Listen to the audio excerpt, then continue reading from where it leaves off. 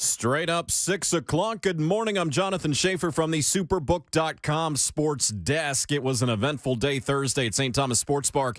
It was day 2 of joint practices between the Titans and the Bucs. Jeffery Simmons got into a scrap with Leonard Fournette near the end of practice. Meanwhile, Kyle Phillips and Caleb Farley had strong performances.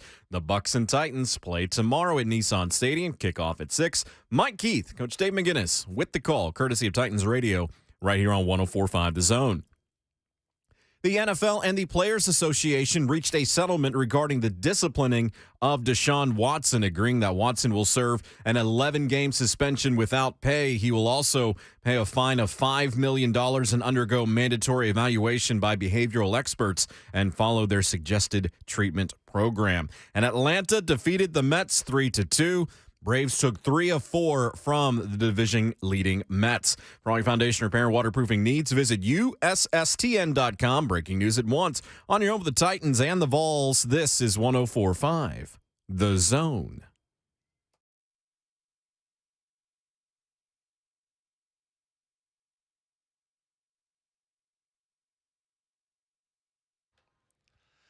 It's Friday. Let's act like it. On 104.5 The Zone. A very good morning to you in Nashville, Tennessee. It is a beautiful day in the Music City, and we have got lots to discuss. It is Ramon and Will on 104.5 The Zone. Deshaun Watson officially has his case settled with the NFL. The Titans prepare for Saturday night football in Nissan Stadium against the Tampa Bay Buccaneers, and we are one day closer, Ramon Foster, to week 1 of college football. I can't wait. Hello. How you doing this morning? I am lovely. I'll be honest with you. I like that it's Friday. Act like it. Yeah, let's act like it. That means a lot, man. We get to start our Fridays before a lot of other people. So we get to start vibing before a lot of other people. It's Friday, and yo bleak better act like it. That's what I'm talking about. Because end of the work week, it's beautiful when payday falls on a Friday, too. But that's not the case, and we just enjoying it. Well, some people probably get paid today. That's true. Don't spend it all, Will. We're bringing Friday energy for 4 hours today on 104.5 The Zone. We're with you until 10 o'clock. Will Bowling, Ramon Foster, Jonathan Schaefer, our producer today. I'm disrespectful. That's right. There's lots to get into. We've got keys to the game for Titans and Bucs. We've got a full guest list that we will run through in just a moment. We've got live football on The Zone tonight. Week 1 of the 104.5 The Zone high school football game of the week. You got a long day, boy. There you do. We're going to start this day on the air at 6 a.m. and it's going to end at 11 p.m. Oh, I've been there with you, though. You Yes, remember you I have. did a few of those. Yeah. How many I do, 2 or 3? I think 2 of them, yeah. 2 of them. I did 2 of them. Hey, listen to me. By the time we left that booth from those high school games, Shafe, your boy was overly ambitious. But you know what? Yeah. I enjoyed it. I got an opportunity to really kind of get myself into Tennessee high school football, which is super interesting, man. You see these kids that they look like high schoolers, which they are, but then they go to college. You're like, man, that kid didn't look like that when we saw him 3 years ago. So I'm sure you've seen a lot of that development too, Will, where guys, you were like, I remember watching him, and now I see him actually doing what he did in high school too. For sure. It's going to be good. Gallatin hosting Mount Juliet tonight. If you need some live football in your life on a Friday, by the way, look no further. I'm going to still run Slay's Thunder a little bit. Please do. My brother-in-law Josh sent me a picture of the line getting into Pearl Combs football game last night. A great game last night. Yeah. Yeah. I got to show you the picture. I'm not sure if you saw it, but, man, I'm talking about a line wrapped around the gym, the building to the parking lot. Cane Ridge, I think, ended up winning 17-14 last night. On a field goal with 7 seconds left. Was it? Yeah. By their quarterback/kicker. Quarterback/kicker. Now, that's a man after your own heart right there. Yes, it is. I love that type of guy. Do more than one thing, you quarterback. And, hey, now they can't say that the kicker isn't an athlete because he is now. Not really an athlete. That was cool, man. Shout out to those guys last night. High school football, super exciting. It's the best. Absolute best. I love small towns battling against one another and 2 neighboring towns going up against each other like we're going to see tonight. So it's going to be fun. But we've got preseason football to preview coming up tomorrow. We have got Vols to discuss. We've got Deshaun Watson's case finally being settled and over and done with. Mm-hmm. At last, this can kind of be put to bed. And 11 games, $5 million for Deshaun Watson. And I think just the clarity of this being finished is best for everyone involved. You see how people have been documenting what he said over the last week or so? Yeah. Aditi Kinkhabwala got him saying, I'm remorseful. I'm sorry to the victims. I've affected and brought into this. But yesterday, after everything was said and done, he pretty much said, look, I'll pay you $5 million and I'll take your 11 games. Also, a little bit behind the 11 games is if he plays 6, then next year they don't have to pay his $1 million salary. What is it? You basically get told through your salary, TOLLED. Yeah. Told. If he plays 6 games, then his next year's salary actually kicks in, which is $45 million. That's right. So if you really sit back and look at it, NFL is a dirty game. You love it, but it's a dirty game. They made a deal with him that was very friendly to him as financially, and they also kind of acknowledged that he's a superstar too. And they wanted to be strict, but they just couldn't because Deshaun actually holds a whole lot of power against them, considering the fact he's a young, talented superstar. So much so that we had their owner kind of dropped that yesterday. He's remorseful, but he's also a super talented quarterback. Yeah. Which one is more important? Wild thing to say. It's super wild thing to say, man. I think nobody comes out of this looking worse than Jimmy Haslam yesterday. Why does he drag his wife into it too? Yeah, it's crazy. Let's hear the sound of how this went down yesterday. In this country, and hopefully in the world, people deserve second chances, okay? I really think that. And I struggle a little bit. Is he never supposed to play again? Is he never supposed to be part of society? Does he get no chance to rehabilitate himself? And that's what we're going to do, okay? And you could say, well, that's because he's a star quarterback. Well, of course. But if he was Joe Smith, he wouldn't be on the headlines every day. So we think people deserve a second chance. We gave Kareem Hunt a second chance, okay? And that's worked out pretty well, okay? We're hoping this will work out, and we have strong belief it will. That doesn't mean we don't have empathy for people affected, and we will continue to do so.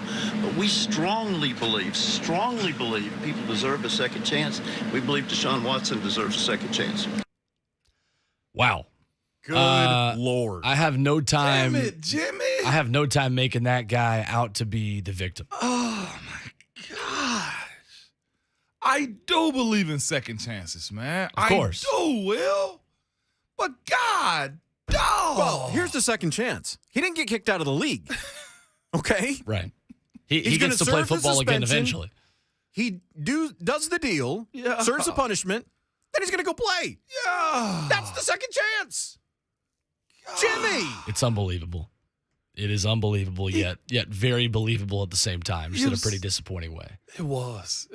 You said a sentence or two too much right there. Yeah, right. He was of the mind. He said, yeah, this is a second chance. And yes, he's a super talented guy. And Kareem Hunt, we might as well start naming them all off right? It's unbelievable is what it is. And again, people do rehabilitate. People also, they're remorseful. They move, they grow, but if we get down to the bottom of why this is, going forward in Cleveland, is what? They want to win. Yeah, 100%. They want to win. If the guy was not an all-pro quarterback, then he also probably wouldn't be playing this season. No, where would he actually be at with this many pending cases, Will? Yeah, he'd be in jail. That's right. He'd be in a much worse situation than he is now. And so I don't like playing the victim card for a guy who has a lot of people in this case who are actual victims, who have actually been wronged by what he has done. So don't turn that around and victimize the guy who has created this entire situation. Yeah, he has. And I wonder if the NFL made them bite the bullet on this one. I wonder if they were just like, you know what? If this is what we're going to do and agree to, y'all got to go out and make a statement. You have to enjoy this. You have to say why you guys are in on this. And meanwhile, their GM is just really sitting behind them like, all right, Jimmy, let's go ahead and wrap this thing up. Let's get this going and get this over with. It's a lot of In NFL, it's a win-lose business. That's simply what it is. Right. Fan base is starved for it. You search for that guy. I don't care if that guy's the wide receiver. If you already have the quarterback, it's the quarterback if you've never had one. It's the coach if you never had that coach. And Cleveland feel like they had two of the three, or a good section of those components to be a good team. They do have a good defense. Myles Garrett continues to be one of the best young rushers in the league. We can't argue with that, can we not? Right. No, you're right. They're very solid in there and on their defense, man. Offensively, they got Nick Chubb. They got Kareem Hunt. They have an offensive line. They got Njoku. They have weapons. Also, they have a coach now. They have a stable GM now. That one missing piece, how much are you willing to sell out for it? And they did. And that's why we're here. And they gave the biggest guaranteed deal in the history of the NFL to a guy who had this to say yesterday, and I guess this is an apology from Deshaun Watson. What are you apologizing for? For everyone that was affected about this situation. There was a lot of people that was triggered. But not the women that accused you of this? I've apologized to all women. So anybody that was affected, even yourself, everything. So I'm apologizing to everyone that was affected about this whole situation. This guy, man, I just that's the cop-out apology. It's Dwight Schrute standing in front of Dunder Mifflin saying, "I state my regret," and that's it. Yeah. I was given this by my agent to state my regret, but I never actually did anything wrong, and I'm not admitting innocence. Yeah. Man, I get it. Like it was at that point where he accepted something that was very friendly to him. It works out for him. He pretty much said it's over with. Let's move on. He just wants to play football. He will play in this game. I wouldn't be shocked if he played a good portion of this game also this week, considering he's had no real work at quarterback. Right. Will. No team structure, no pressure of having a defensive lineman in his face, no route recognition when it comes down to, timing of the ball coming out of his hand. And just this is a new team. They're excited about him. I guarantee you he has that anxiety of, man, I'm just ready to move forward.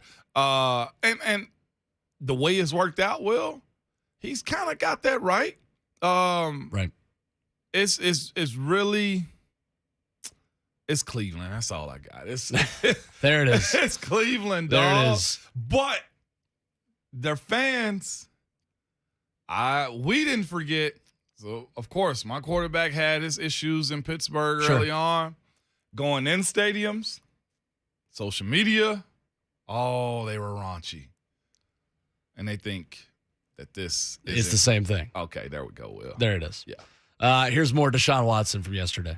I just want to say from the bottom of my heart, I'd like to take this chance to apologize to absolutely nobody. There is Deshaun Watson. Yeah, that's him.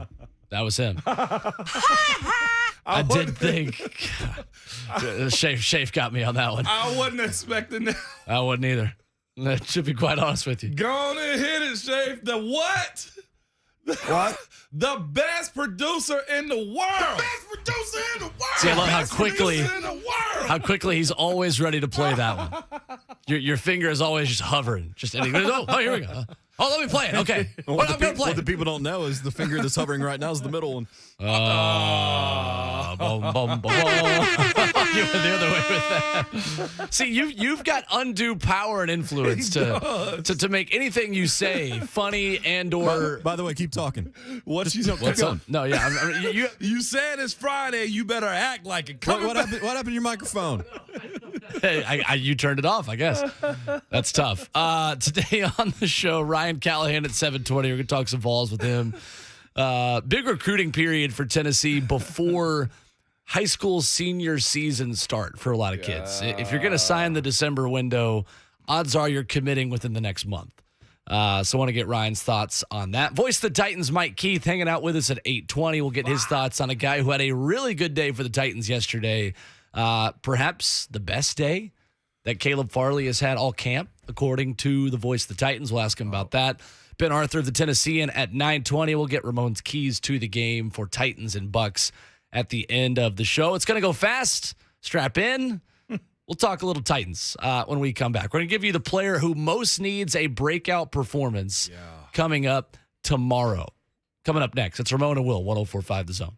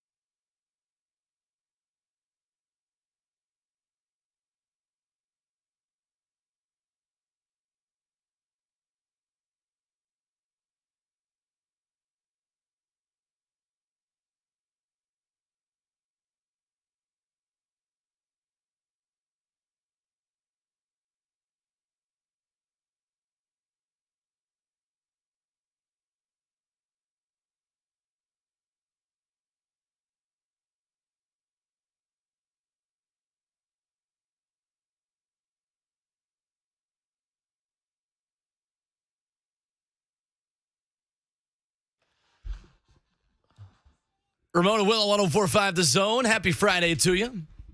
Will Bowling, Ramon Foster, Jonathan Schaefer, our producer. I'm getting indoctrinated into the community around this show at Ramon and Will on Twitter. And I think the prompt this morning has been, what does it look like that I do for a living? Well, Ramon, I'm taking heat. The question is, what does Will look like? Oh, there you go. Yeah, that's been the question, which the fam totally did on their own. They did. They really did. I wouldn't have thrown you under the bus like this. You would have at least waited till like the 7 a.m. hour. I would have. Yeah, but I appreciate it. I also would have laughed. Like, this is like your baptism by jokes right here is what's happening this morning. As Ron Slay just said, I see someone is getting initiated. That's right. That's right. It's just like, don't give yourself a nickname. You let us give that nickname, okay? That's the way this is. Hey, new guy. So Mr. Caples on YouTube says, Will was probably the 6-year-old kid cussing you out on Call of Duty at 1 a.m. Listen, that's weird of you to assume I wasn't cussing someone out on Call of Duty last night at about 11 p.m. I'll give myself a little bit of slack. Hey. No, I'm very bad at first-person shooter video games. Like really bad. And that's going to surprise nobody. I'm scrolling back in the chat. Like, it's been so many of them this morning. Will looks like he was in the chess club. Oh. I was in like second grade, but after that I wasn't. And then you confirm it. Yeah, there you go. Will was definitely the little kid on Call of Duty telling you he did something with your mom. Oh, that's interesting. I can hear that. Again, Will was the has high school definitely hall happened in the last like 2 weeks. Will's the high school hall monitor. See, we didn't have hall monitors in high school. You didn't? Oh, you went to an We didn't even academy, have too. doors on our lockers. This was so wrong. didn't? Will's that dude that almost joined the army but has JROTC experience. Yeah, see, that one is the most off base because I looked like you could like snap me in half when I was in Will high looks school. like he's about to snitch on all of us right now. That part's true. I'm taking notes. Yeah. I'm taking notes right now. Who controls the phones, Will? I'm taking butt and kicking names. That's what I'm doing right now. Yeah, I'm the one that controls that's true. That's a good point. Will got his freshman orientation clothes on. Fresh. Will looks like the guy that gets sent out on a beer run at the frat house. Will looks like he does all the athletes' homework. Now that part, let's see, that one may have actually been the most true. Will looks like he's allergic to true. grass. I saw, that one got me, man. These lights do make us look pale in here. I will say that. Well, I look just right, though. Yeah, I was gonna say you can't My relate. tan is good. You cannot relate. Will still feels bad watching Cinemax. I'm going to drop one, and it's almost super true. Uh-oh. Will looks like he drives a Honda Civic, late 90s model at that. He does drive a Honda. Economical. Yeah. It looked like he owns stock in Abercrombie. Oh, goodness. You Hey, can watch the man. show on Twitch, YouTube, Facebook Live, and Twitter if you want to see, me get initiated. Y'all are raw, It's man. great. Let's take a look at some headlines from the Titans practice field yesterday. Yeah. And the topic we're going to get into here at Ramona Will on Twitter is who is the Titan who most needs a breakout performance tomorrow against the Tampa Bay Buccaneers. Ryan Tannehill sharp again yesterday. A 17 of 23 between team and 7-on-7, according to Jim White at TitansOnline.com yesterday. Really good in 7-on-7 red zone. Completed touchdown passes on 4 straight plays to 4 different targets, which is a good thing at this point in the process. Nick Westbrook-Akina, Traylon Burks, Austin Hooper, and Dontrell Hilliard. Burks was in for some of the individual periods. Was out for others, had a sleeve on his left leg, and had basically his helmet in his hand for a lot of those team drills. Yeah. So 7-on-7, Ramon, they decided, let's see what we can do. Let's get you in there a little bit. Team periods, 11-on-11. Too many bodies around him. Right. Yeah. I honestly feel like he had something happen. And, of course, this is the most perfect time of the year for Coach Vrabel, right?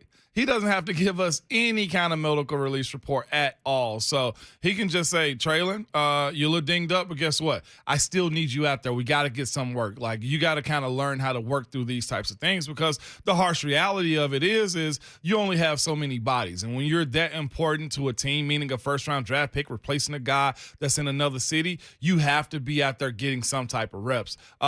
It'll be interesting, too, is that we go into as we get with Mike Keith, because he's been watching day to day and just seeing a bunch of stuff. 2 days ago, the Caleb Farley clips didn't look that great. Did they not, Will? We saw him not being able to peel back, come close to the wide receiver. But yesterday had a phenomenal day defensively. I think he was another one of those guys that had worked through it.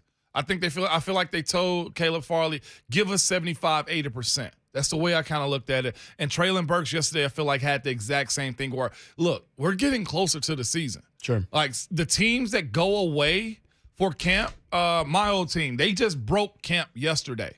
Okay, like they're going back to the facility. They're going to their homes nightly now. Like that's where the Titans are also. This week right here, going into the second game, because we only got 3, this second game week is where you start to buckle down. We've already had one cut. So guys that you know are going to be here, and we saw this too yesterday, Will, in those 7-on-7 and team red zone plays too. He was very friendly to a Kyle Phillips. Yeah, he was. There's a lot of that going on because now you're starting to dial into the guys that you know, okay, look, I'm sorry, young pup, but not you today. I'm working with these guys, him, and him. That's the way it started to work out. And Traylon was a part of that. Look, I don't want you to do the team because there's too many bodies around you. You end up falling on the ground, and then you have a bigger issue with whatever you have dinged up right now. Right. I think it's good that coaches sometimes, look, don't do the entire practice. Learn how to govern yourself. Whatever your 75% is, do that. But you need reps. That's the one thing we've been saying Tannehill has missed last year, right? He couldn't get reps with his wide receivers, and having a guy like Traylon Burks, Kyle Phillips, Bobby Trees, Nick Westbrook-Akina. Bobby Trees. That's right. Austin Hooper, man. Austin Hooper looks like the real deal right now for this offense. Yeah. You know, I think when you further the conversation from where we were a year ago, talking about this Titans team and receivers that were injured and weapons not being able to start the season and warm up with Ryan Tannehill. Yeah.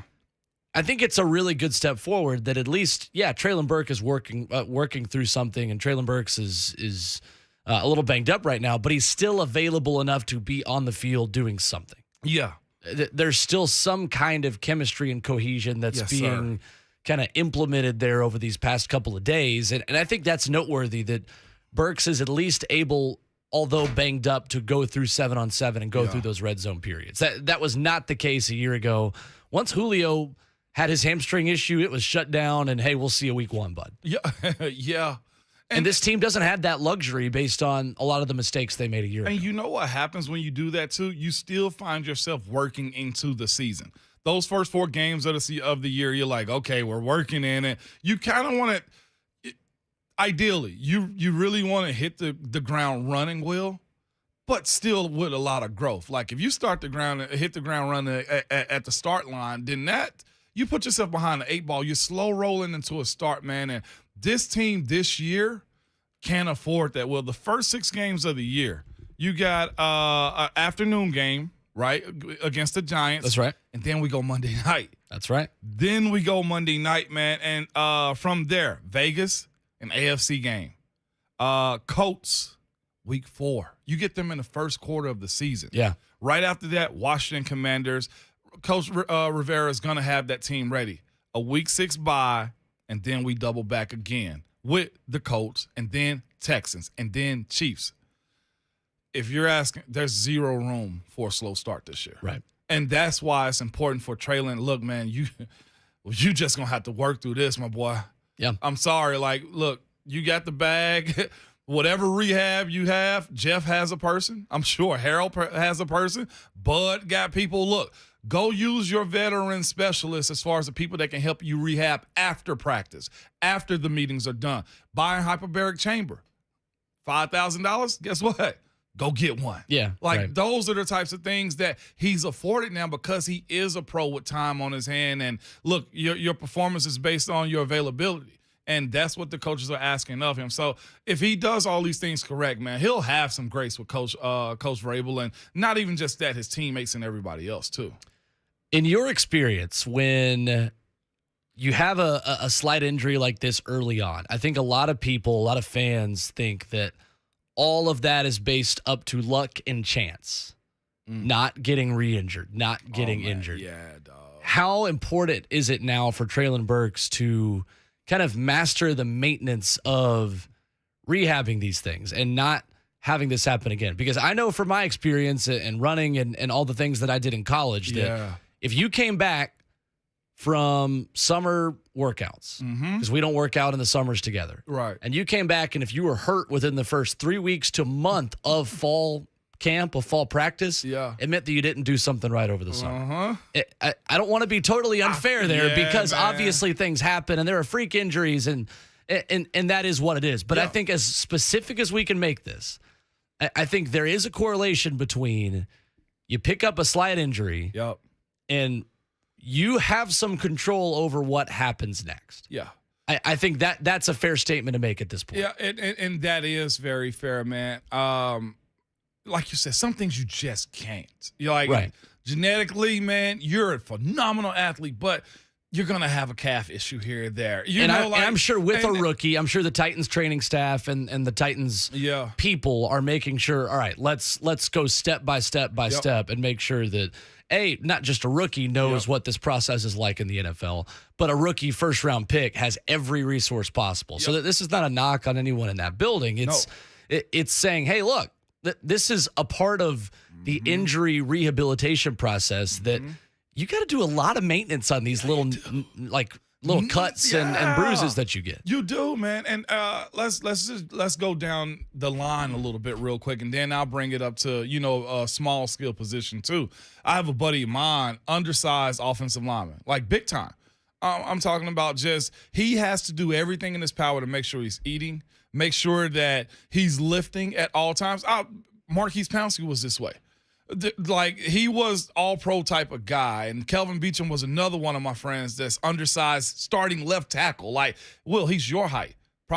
Beach probably holds 303, 290. Okay. So he's very undersized. Sure. Like Aaron Brewer, and this is, I'm sure, some of the things that he has to deal with. Getting in early. Making sure that you go get stretch, making sure that you go get your lift in, making sure that you go eat, making sure that, look, after practice, I got to hit the cold tub. I got to get massaged out. Like, Beachum for sure has, listen to me, man, probably about 3, maybe 4 massages a week because he can't afford to have those knots in his muscles. 100%. And you know what I mean by that, too. Like, you can grab somebody's arm and they're, okay, man, like, you're strong, but, like, the muscles are supposed to be smooth. Right. And that's some of the things you have to work on, like getting that type of stuff massaged out by one masseuse, okay, by the way, too. Yeah, that's right. Just by one. Sensitive topic right now. Massage therapist, okay? Just had to drop that out there. Like a normal professional athlete. Yes, like a normal professional athlete. But getting IVs, Will, okay? Those are the things, like the proper hydration, because if you're an undersized guy or you're an injury-prone type of person, I got to stay hydrated. I got to make sure my levels are all the way good to survive the business. Sure. That is a huge part of it. For a guy like Traylon Burks at the wide receiver position, stretching, again. Getting warmed up before practice. Like, don't think you're just a fuel-injected race car. No. You are a race car, but you got to take care of this thing. You might have been compared to everybody else in college, and everybody's a race car now. Everybody's a freaking race car. Yeah. So getting stretched, man, just having, if you got to put some Bengay on as a young person, man, having the ability to know, look, I got to run to get warmed up. I can't just jump out here to a sprint, because if I'm a soft tissue injury type of guy, if my ankles have an issue here or there, well, I need to work on my flexibility. Like, it's those type of things. Like you said, the injury aspect of it is fine. But it's a matter of how we stop that injury from happening, because you don't want to be labeled as that guy. I was seeing somebody in the chat saying, well, Julio's always been that type of – I'm like, nah, stop. Like, that's a part of it. Julio's been more available. AJ issues are more internal when it comes down to, what people think of his knees and stuff like that. You probably can't even help that one way or the other. That's genetically, I'm sure, an issue. But those soft tissue things, man, you can't be neglectful in your preparation to actually be prepared. You see what I'm saying? Like, it's an ongoing thing. If you got to hire extra doctors, if you got to go to those, laser treatments, if you got to go get needling done, if you have to go to like somebody that massages you and stretch you, like those are the avenues in which you have to really go down to be available all the time. So the question I asked before the break is, who is the Titan who most needs a breakout performance against the Tampa Bay Buccaneers tomorrow? I would put Treylon Burks in that discussion, but I'm not 100% positive that that guy is on the field tomorrow based on some of the issues that he's had this week and his availability after going out early on Wednesday's practice. So, Ramon, I'll ask you, who most needs a breakout performance tomorrow for the Tennessee Titans? I got a guy. Okay. I got a guy. Let's hear it. We ready now? Let's go. Come on. Malik. Okay. And it's super easy to kind of say that. I have a few. Well, you know me, man. I got to give you just more. You kind of than took one. the easy way out. I did. NPF does. Nicholas Petit-Frere. Okay. Because he really could separate himself or get closer to Dylan Radins. And that's the other guy that has to have a good one. It's him. He can't go out there and drop an egg in the stadium. That really is becoming more of a battle every single week. It's and closer. I kind of scoffed at it a little bit the first time Petit Frere got that opportunity. Yep. And it's okay, let's see what we've got. Titans want to evaluate a guy who really looks the part. But I made the point right there. Who? That dude, Nicholas Petit Frere, day one, looks like an NFL right tackle.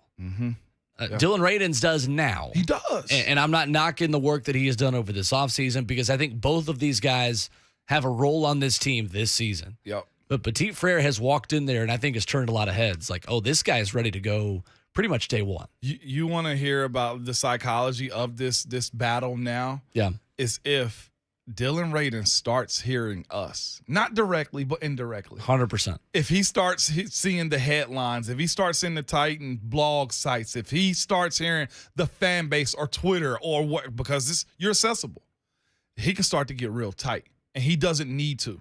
And you know, and Will, in the spirit of athletics, man, and sports, if you hear the whispers, you better fade them out real quick because it can affect your play. One bad play make it seem like you had 10 of them. So those two for sure have to have good weeks. I'd also throw Chig out there, Chig Okonkwo. Interesting. I got to just see more from him. We didn't get a whole lot because of the quarterbacks he was dealing with. He had some passes in the games, but it'd be good to see him grow because all we're talking about right now is what's his name? A tight end guy. His name's Austin Hooper. Yeah. We're Austin Hooper. Like there needs to be two tight ends. Chig has to kind of step up a little bit here too. Yes. That team's going to keep Jeff Swaim too on that roster. Yes. Rashad Weaver is another guy. He had a good showing. Had a good first day, I think, in the joint practice. Yesterday, they kind of battled back and forth. I love that kid's tenacity, though. Yesterday after practice, saw him. He was just like, how you doing? I was like, how you doing, young fella? Man, I'm cool, working. Tired as hell. That's he right. was. He had some plays. He's super chippy, and I love it. He's a guy that fits that mold here. Who else is coming off the top? Dez. Did we say Dez? Is he in your box of guys that need to have a good one? He is in that conversation. And coming up, I want to give you my list of two or three.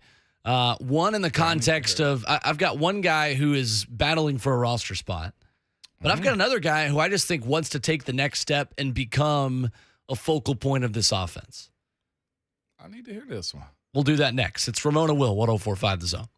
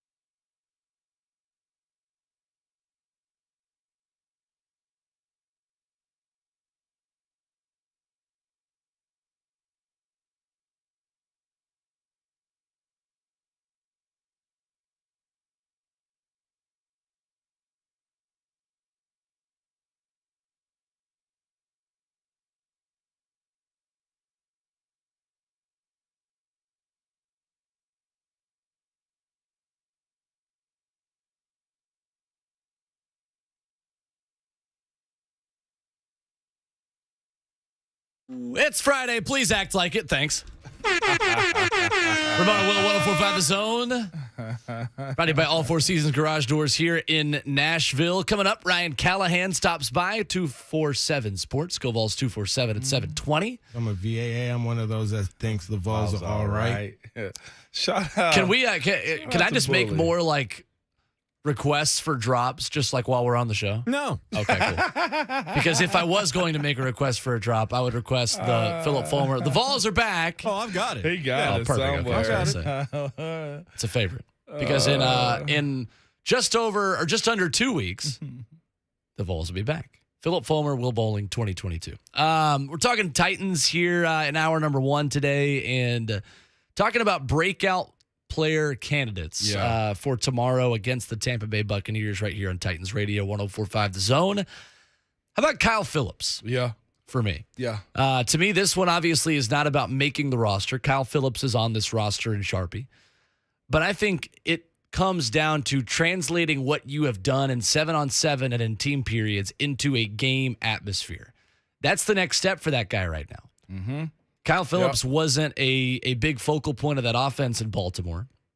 We saw him as a punt returner and kick returner, get reps, get the football in his hands doing that. Yep. But the nature of who's likely going to be playing a lot of the quarterback reps with him in Malik Willis means that I think that he is a better candidate for me than Treylon Burks because Malik Willis has got to learn how to quickly get the ball out of his hands to a slot receiver over the middle or outside the numbers. Mm-hmm. And I think Kyle Phillips gives you the most amount of separation in that intermediate passing game that Malik Willis needs to take the biggest step forward in. Yeah, he does. Because that's just going to help his growth. If he's comfortable throwing those, Will, then everything else falls behind it. It's something for him to build upon, man, as far as his pro career, because it's got to happen. It's a must that it does, right? You just got your 10-minute till alert right there on your Apple Watch. I got what? Yeah, you did. I just saw you look at your watch. I was like, yeah, oh no, I'm just our time to stand. All these group texts that are alarm.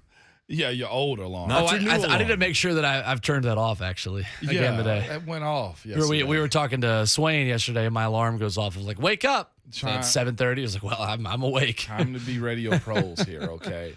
But as far as Kyle Phillips goes, like you said, seeing it in the stadium, Will, practice-wise, he's bringing in everything that comes his way. Bringing it. I'm sitting there. Who was it with TD? I think Teron Davenport. Yeah. Me, Teron Davenport. Nate was there. You were there. Ron and Mark Rhett. Mariani hanging out with us too. He was the boy. There. But Kyle Phillips catches a quick out route about 4 or 5 yards on the right hash. Yeah. Next play. And I think they're in no huddle going into the red zone at that point. They were. All Tannehill probably said was flip it. 5 yards over on the left hash line, on the left sideline. I'm thinking to myself, this kid is getting a lot of work. He's been tested in practice, Will, and he's delivering. He catches one on the right side, goes to the other sideline, catches one over there, and I think he actually ended up getting the third pass to him too, and he catches that one. To your point, you want to see that in the stadium. You want to be able to see how he's going to perform under the cameras, under the lights too, man. So great point right there. You think he can help facilitate a good offense to keep the chains moving? I just think so, and I think the nature of the type of wide receiver that he is predicated so much on timing and chemistry and rhythm. Yeah. And you can go through the ladder drills faster than everybody else. You can change speed in one-on-ones in the red zone and be faster than everybody else. But if you're angling your route 5 degrees slanted towards the end zone too much, doesn't matter how quickly you get out of your break, the throw's not going to be there on time and in the position that it needs to be. Mm-hmm. So as far as Malik Willis is concerned, I'm not going to put the expectation on him to find Treylon Burks 40, 50 yards down the field. Right. Otherwise, I think my answer would be Treylon Burks. Again, we don't know if he's going to be out there or how much he's going to be out there, with the slight injury he picked up on Wednesday either. Mm-hmm. But for me, it's Phillips in the context of battling to take that next step. But it's Des Fitzpatrick for me outside of that. Is it? Because I think the last wide receiver spot is going to come down to Des Fitzpatrick possibly making enough plays to be that guy. To make the team. Because Racey McMath is on this team. I see it too. Racey McMath is on this team in the way that Khalif Raymond was that team's deep threat down the field. who is on other teams doing that well too, by the way. But Racey McMath gives you the versatility and that multiplicity that the Titans lacked last season, to where if he's on the field, it's not, okay, well, this is a deep threat. Yeah. That guy can block for you because he's a bulldozer. Yeah, He's 6'3", 220. Oh. You know, so it gives you a little bit more looks. It gives you more opportunities to do different things and deceive the defense a little bit. And I think that is a big priority for Mike Vrabel and Todd Downing this offseason, because they were really predictable last year. Yeah. I was thinking of something. You speaking about Kyle Phillips, so we up against the break, man. And I'm not sure if this, you can tweet this at us, join us in the chat or whatever. But if just by cause of position, listeners, Kyle Phillips has more receptions, more targets, more yards than Treylon Burks this year. Does that mean Treylon Burks ain't what we thought he was? I don't think so, because I think that Kyle Phillips gives you a dimension of this offense that you haven't had since you had a healthy Adam Humphries. Okay.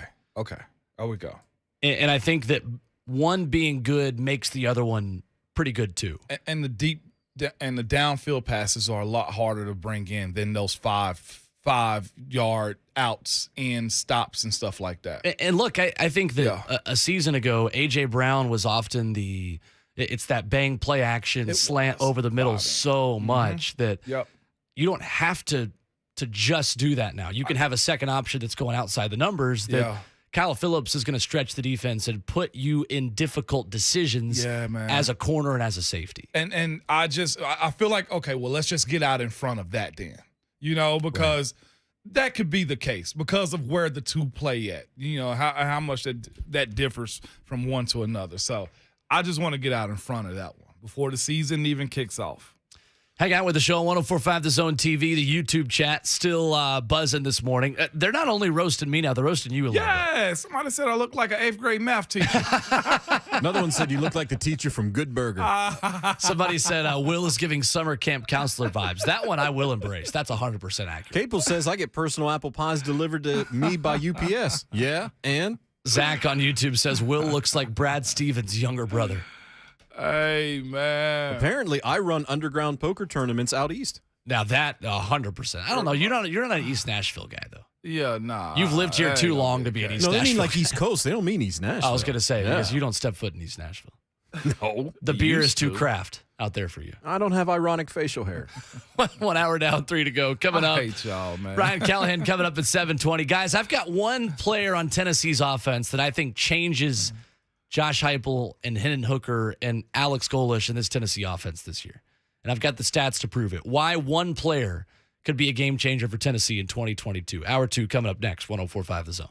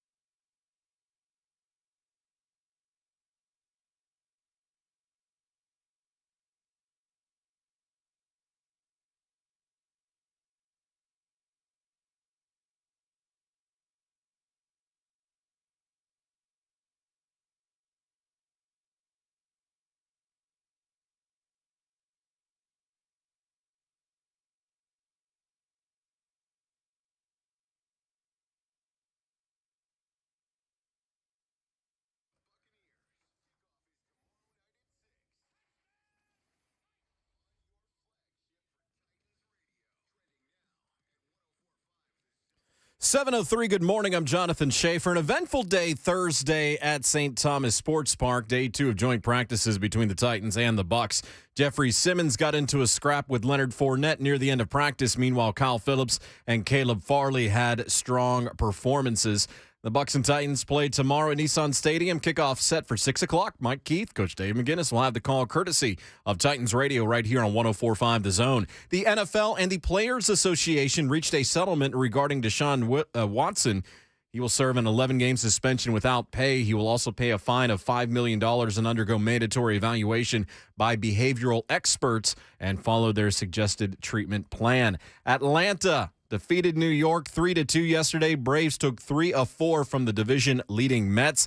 And Nolensville Little League back in action today, taking on a team from Utah in the Little League World Series. 2 o'clock will be the first pitch for that.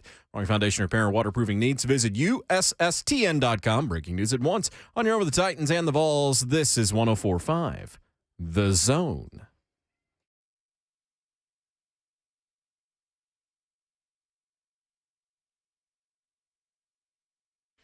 Hour number 2 of the show on this Friday morning, a fall Friday in Nashville, Tennessee. Hope you're enjoying it as much as we are. It is Ramon and Will on 104.5 The Zone. Ramon Foster, Will Bowling with you. The show brought to you by All Four Seasons Garage Doors. The best producer in the world, Jonathan Schaefer, making the show happen here this morning. Thank you, Ron Slay. You can find the show on 104.5 The Zone TV if you want to interact with us. YouTube, Facebook Live, Twitter, and Twitch. As we're talking a little bit of Vols here in hour 2. Ryan Callahan coming up in 15 minutes. And Ramon, I've got some stats for you that I think you're going to like. I'm here for it. I've got one player that I think changes Tennessee's offense this season based on what he's done this offseason. Vols. Okay. All right. Let's rock with that. And I was kind of thinking about this after our conversation with Jason Swain yesterday. And if you haven't heard that, go find the podcast at Ramon and Will on all of the podcast platforms that you need in your life. Apple, Spotify, Google Play, Stitcher, 1045thezone.com as well. So Jerry Mack, Tennessee's running backs coach, tells us that Jabari Small has added 15 pounds since the end of last season when he was 199. That's light for a running back, man, for his height, too. He's not like a 6'1", 6'2" guy. And I mentioned this yesterday that Tennessee was doing BC calculus without doing algebra last season on offense. What? They were throwing the ball deep, 40, 50 yards, and they got people running different ways, and they got pump fakes and bubble screens and all these things, but they couldn't get a 4th and 1 or a 3rd and 1 or 3rd and 2 or 4th and goal against Purdue in the Music City Bowl, with an asterisk by it, of course. So last season, Tennessee is the 12th ranked rushing offense, 217.3 yards per game at FBS, with the 3rd highest rushing total in program history, Ramon. Wow. Yes. These are all good things. But Tennessee struggled in short yardage, and the stats prove it to me. On 3rd and 3 or fewer, Tennessee averaged 2.49 yards per carry.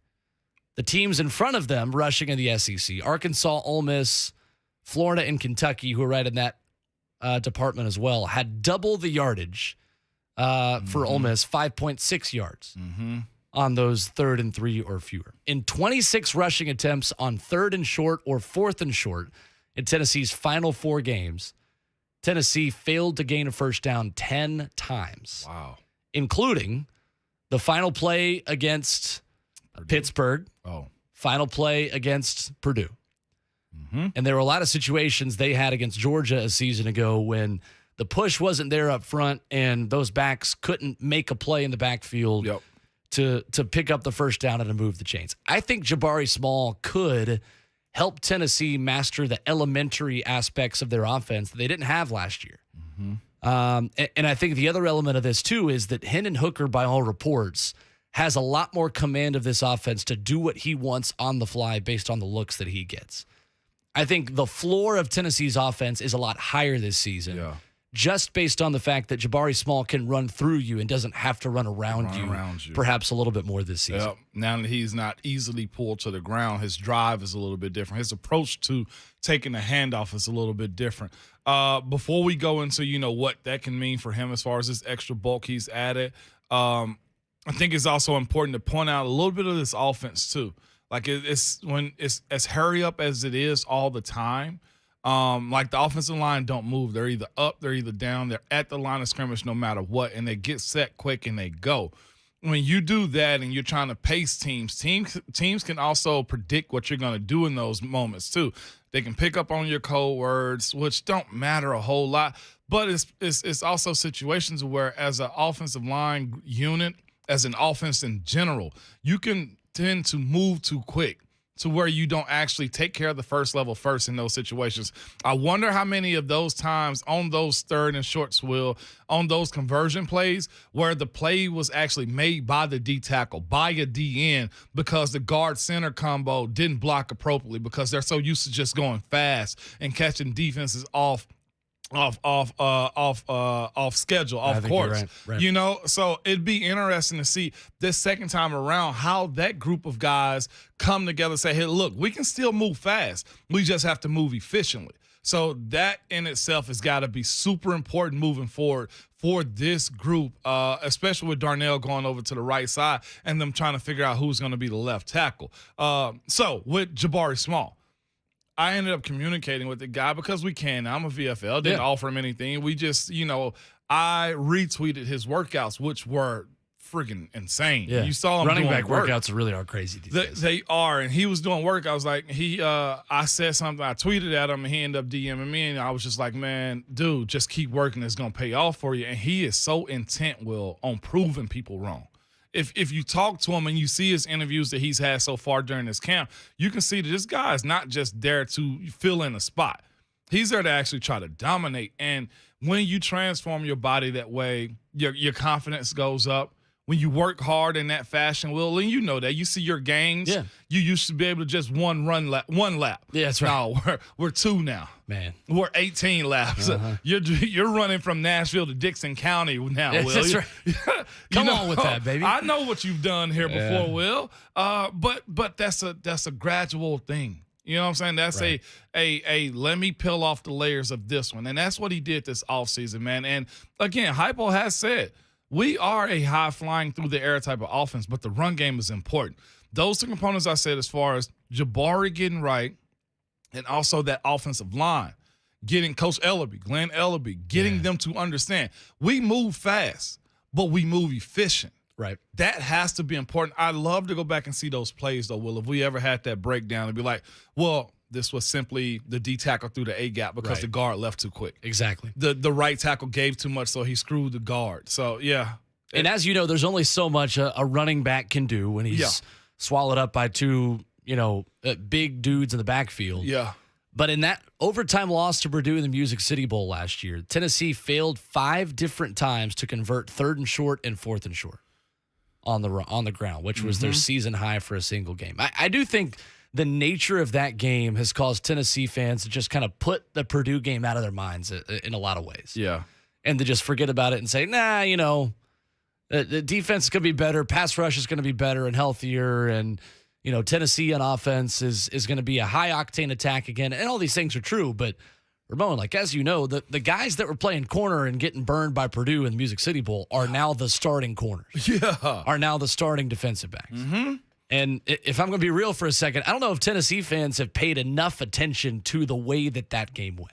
Wow. And the short yardage part of it, I think, is particularly important because a bigger Jabari Small, I think, helps remedy some of those issues that you had in short yardage. It does. I'll say this, though, from what we know about Willie Martinez and the way Tim Banks is kind of, proof of concept is there. Yeah, it's there as far as those young corners that were getting burnt in that 100%. Game.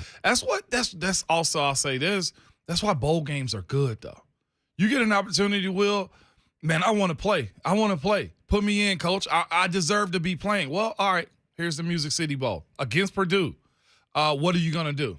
I'm sure they looked at that film, but they're smart all off season long. I'm sure that coaches put them in positions to where they had to figure out how they're not going to have that type of performance anymore, man. And the other part of that is, too, what have they done in recruiting? Right. They've gone after corners. They have. And not just corners, like big-time corners, too. They're getting some 4-stars. They're getting some guys that other big-time SEC schools have been wanting. Of course, everybody wants the 5-star shutdown guy. You got to gradually work through that in recruiting. But just in general, though, Will, if you don't do it now, there'll be a guy behind you next year that will do it for you. So either get right or get left behind, and getting left behind leaves you just a college special teams guy. And one of those corners just committed to Tennessee this past week, Jordan Matthews out of Woodlawn High School in Baton Rouge, Louisiana. And coming up, Ryan Callahan gives us the scouting report on him, but also his biggest question marks and the things that he is most confident in going into this season with Tennessee. We'll get the report out of Knoxville. Go Vols 247 writer Ryan Callahan joins us next. It's Ramon and Will, powered by All Four Seasons on 104.5 The Zone.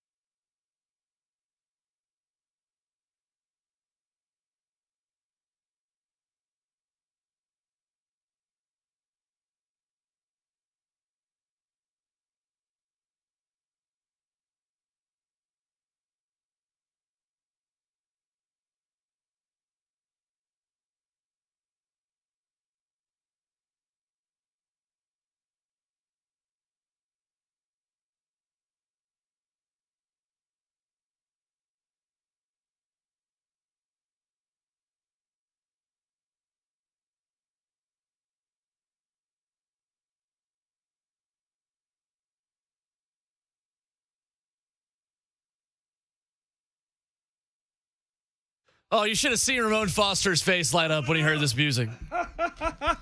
Mine too, honestly. We are less than 2 weeks away, ladies and gentlemen, from Tennessee football. Ramon and Will at 104.5 The Zone. Ramon Foster, Will Bowling, Jonathan Schaefer, our producer. And now for the musical stylings of Ramon Foster. You're supposed to hit the wall. Oh, that's on me. I didn't know you were a woo guy. That is a demerit. You think you know somebody, then you learn that they woo in the middle of Rocky Top. You don't? It depends on the day. It's every time, Will. You know, VAA, I'm one of those that thinks the Vols are all right. Ramon, were you wooing on the sideline? You did? No. Well, yeah, under my voice. I can't even lie about that. Yeah. You're just walking around after, defense finally picks up their slack and does something, score some points. Just, woo. I thought it was automatic. I guess not. Well, All right. I ain't a VFL by any stretch. It's automatic. It's automatic. There are a lot of people. You go around Knoxville, there are a lot of people that hate the woo. No. First of all, if anybody hates the woo, it's us because of what we hear all the time in this town. Shout out to Pop Smoke, man. This just got real. Let's just take deep breaths. Hold it back. Hold it back. There's a ghost back there holding Shafe back. Oh, goodness. As you turn off my microphone. Hey, come on off, Touche. What you got going on? Unbelievable. Demerit yourself, please. That is a demerit. Thank you. God, yeah. Joining us on the Marks Payne Real Estate Hotline, Ryan Callahan, GoVols 247, hanging out with us this morning. Ryan, the closer we get to football, the more the hype train kind of picks up in Knoxville, I know, this time of year. How are you? Yeah, doing well, and I hope you guys are as well. And yeah, that's always the case, right? I tell people all the time that there's always a win added to the projected win totals these final 4 or 5 weeks before the season. You can definitely feel that and see that in some of the predictions. So that's how you know the season is really close now. Absolutely. You were right. It's like the leaves changing colors and then Tennessee fans talking themselves into maybe just battling for the SEC East this time of year. Who's to say?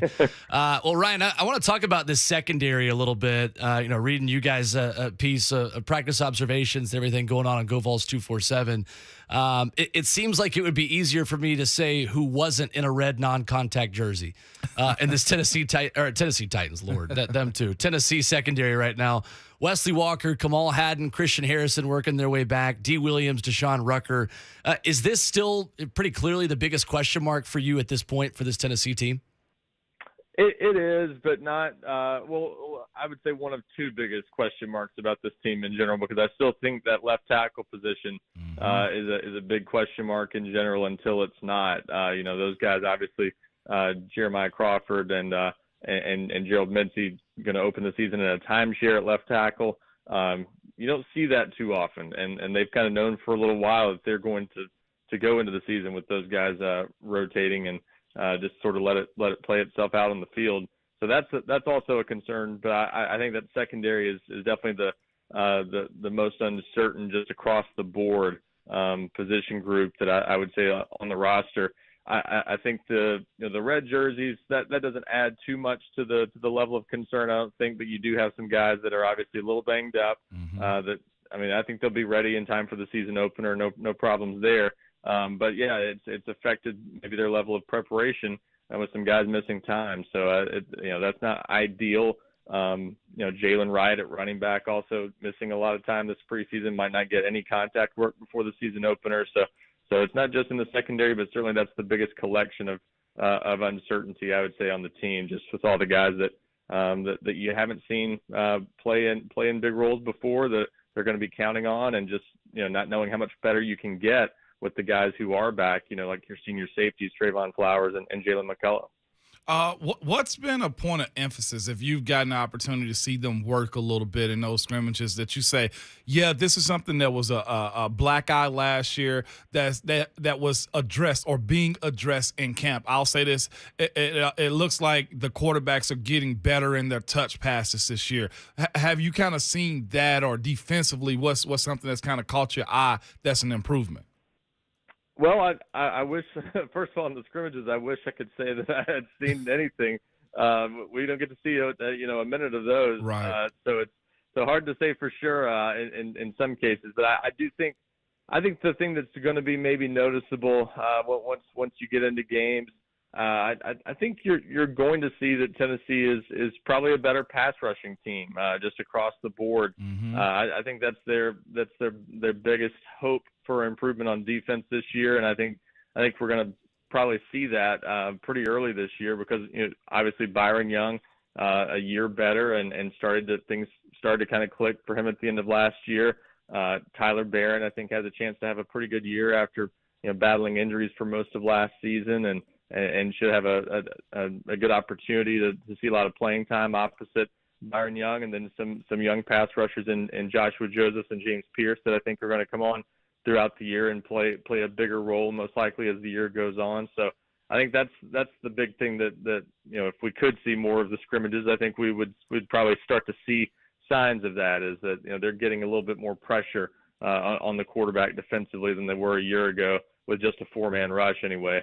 Offensively, I think we'll have to wait and see, but I think we are going to see at least maybe some noticeable differences at times in Hendon Hooker and just how good he is right now, coming off another offseason of growth and just a second year in this system. I think that's probably the biggest thing we would notice. But again, we got to kind of fly blind a little bit just because we don't get to see a lot of that stuff, and we have to kind of go based on what we hear. Numbers and depth as opposed to last year. That, what was it, 69 number, 70 number, as opposed to having 85, what most teams have. You get a little bit of depth from guys like Addison Nichols. I'm hearing Jackson Lampley had a real good offseason in scrimmage as far as the OL go. And another guy, as far as this offensive line goes, Darnell Wright going to right tackle. How do we see that depth? How do we see him going to the right side of the line being beneficial to this offense, considering, that left tackle position is kind of iffy, as you just said a second ago?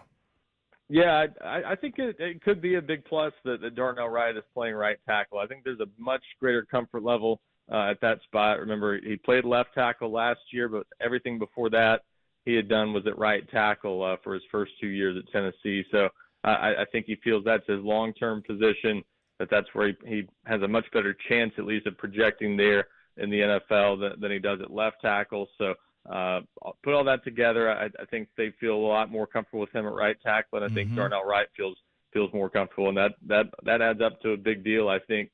So he should be better than he was last year, you would think, based on that. And then just the depth there, yeah, I think it's an interesting situation because we don't know for sure who the sixth man off the bench will be. Is it Ollie Lane again like it was last year? Is it one of those other guys you mentioned? Is it whoever doesn't win the left tackle job? They've at least got more choices there. So I think that is a better situation. If they can get the left tackle situation sorted out, I think the offensive line is in a pretty good spot overall. But that's still a big question mark until it's not. So right. I think everything else they've done though is pretty good, and that's a pretty veteran loaded group with those other four starters coming back aside from Cade Mays. So it's a good offensive line if they can take care of left tackle. But yeah, I think that Darnell Wright coming back and right tackle being his more comfortable spot, I think that does make the offensive line potentially better for this year, plus that depth. Ryan Callahan of GoVols 247 with us here at 104.5 The Zone. Ryan, is there any timeline for Tennessee getting an answer on Brew McCoy's eligibility for this season? I think Tennessee wishes there were, but as we've seen with these things before, there just isn't usually, and part of that, is maybe because they're not sure yet what kind of help they're going to get from USC in this matter, and part because they just don't know how, what kind of time frame there might be on the NCAA's end. Right. So it's a complicated thing, but yeah, these things can be resolved in time for in plenty of time for the season opener, and sometimes they can drag into the season. There's just no way to know for sure. So we're less than 2 weeks out from the opener, and once you're this close, it's all bets are off. And I think every day you get closer to that season opener, it becomes a much more of a concern. And this is something Tennessee thought wouldn't be a huge concern just a few weeks ago. So 13 days out, I think it's definitely becoming one of those things that certainly we can't rule out the possibility it impacts Brew McCoy's availability for the season opener, and that's not where Tennessee wants to be, but you just can't rule out anything now. So who benefits the most from his possible absence? I know Jalen Hyatt has really been moved into more of just a slot receiver role. Is there one guy in particular who would be kind of slotted in as that other wide receiver too? From what we've seen so far, it might be Walker Merrill, the Nashville guy there, former Brentwood High School. star. That's right. He really has gotten a lot of time with the first team offense in scrimmages and practices from what we've seen.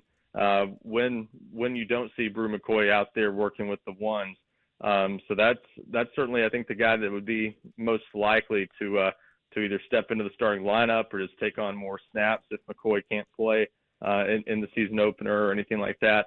Ramel Keaton is certainly a kind of a forgotten guy that I think is going to get a lot of playing time regardless, but also could be in that mix and has worked with the ones plenty throughout the off season. But I think Walker Merrill is the one who maybe would benefit most directly and could be that dark horse starter if it were to play out that way. So he's had a good off season. He's continuing to get work outside, even though he also is plenty capable of playing in the slot. He's been working outside mostly this preseason and has again gotten a lot of work there with the first team offense. So I would say him, but it would be a collection of guys obviously who would probably try to step in and try to replace Brew McCoy. But they got to see if McCoy can get out there. Obviously they want him and think he can be a difference maker if he is a starter. I always root for my Tennessee guys, meaning from the state of Tennessee, and Elijah Simmons and Jerome Carvin, man. Specifically Simmons at this point. A lot of talent. Guy can sing his butt off too. Just got to throw that out there, okay? He got lungs for days, and I'm wondering how his conditioning is and what you can kind of expect from him. Like, he's not a young boy anymore. And this defense is going to be depending on those guys be able to be in that rotation with the absence of Matthew Butler, who's becoming a Raider guy right now, you know? Yeah, and Elijah Simmons, unfortunately for him, has been one of those guys who has missed some time during camp and has been banged up a little bit. So they need to get him out there, I think, a little more the next 2 weeks and see what he can do. He's certainly someone Tennessee needs to be able to count on to play some snaps. Mm-hmm. I'm really interested to see what his role is to start the season. I think no question he's going to play at least a good bit, but with his size and his sort of situational role that I think he's most likely to play. Is he someone we're mostly going to see in short yardage and things like that, goal line, or is he going to be part of the regular rotation, getting a lot of snaps all the time? I think he certainly needs to continue to show more and more to this staff because he's had a little bit of a frustrating camp in some ways, just with not being out there and then still just needing to kind of continue to prove himself to this staff that really likes active, disruptive defensive linemen as opposed to kind of space eaters, which he has, I think, been at times in his career. Jerome Carvin, I think he's in line for another big year, playing a lot of snaps. He's come back for this extra year, taking advantage of the free year of eligibility. I think he really wants to make the most of it and back as a starter at guard. And I think he's in line for a big year. He'll be counted on as the backup center. If Cooper Mays gets banged up again, he'll slide over to center and allow someone else to move in at guard in all likelihood. And he's someone this team needs to have a big year. And I think he's fully expecting to, and trying to put himself in position to get drafted or get a shot in the NFL soon. We got Ryan Callahan with us this morning, and another guy that always piques my interest, man, considering he jumped into the transfer portal and got back out of it. And Coach Rodney Garner's been on his butt, man. Tyler Barron. Is this the year that it overall clicks for him? He's 6'5", 260 plus, man. He has the body. He has the talent.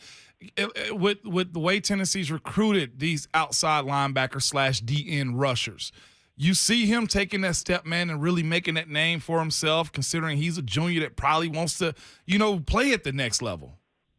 Yeah, I tend to believe it will be a pretty good year for him. I think a couple things working in his favor there. Last year he was still getting some work at the Leo position, that edge rusher spot.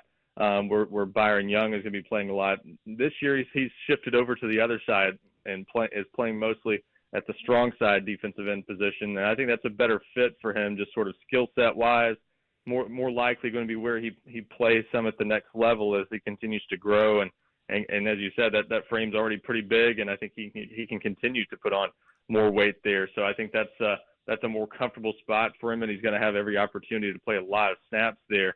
He'll probably be sharing some of that workload with Latrell Bumpus at that strong side position, but Barron's certainly the starter and in position to get a lot of snaps. And just, I think he'll be healthier, at least certainly going into the season he is.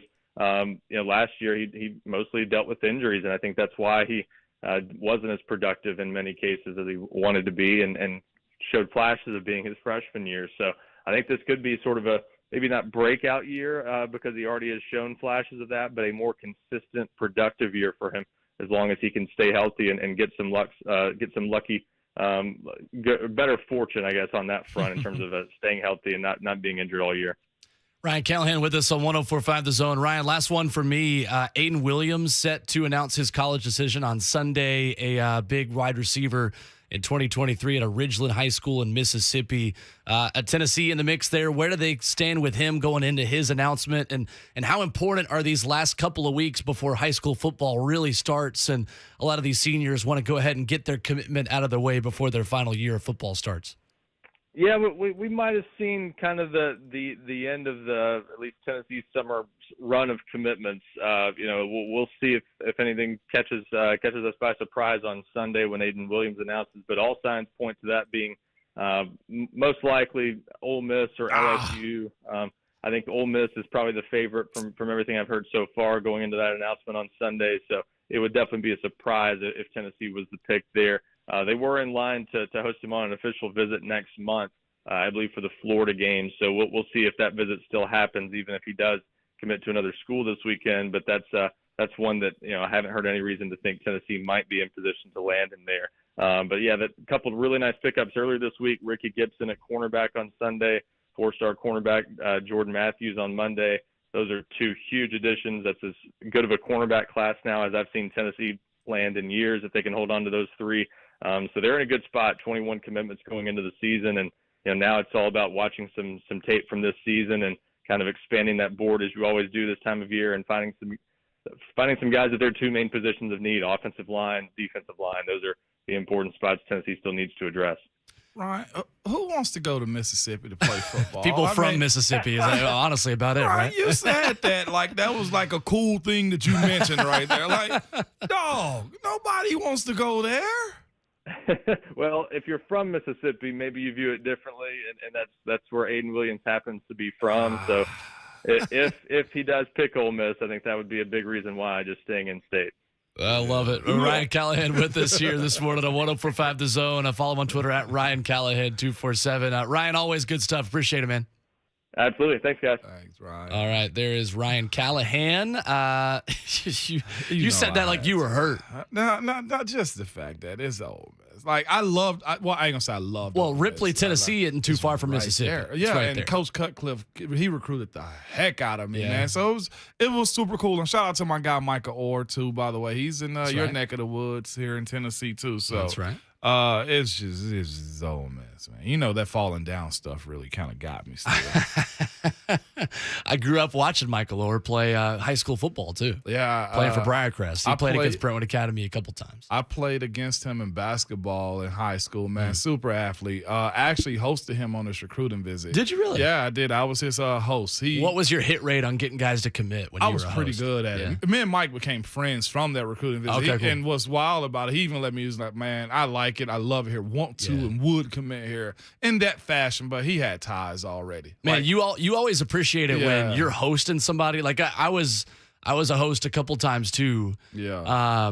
A different sport, obviously, but you appreciate it when a guy is like straight with you. Like, like, hey, I like this place, but like probably looking elsewhere. And then the guys that are like, yeah, like I think I'm going to commit, and then a week later, they're going to Florida. I think he just paid off a debt with it, man. Because we went to the movie. I think we saw Saul or something like that. Didn't even finish it. Like that's where we were. Mike was chilling, and I was just like, You went to Saw? all right. It was Saw or something like that. Seesaw. We didn't even finish. I think You weren't on a seesaw. You were seeing Saw. That ain't a date movie. No, it damn sure ain't. Okay.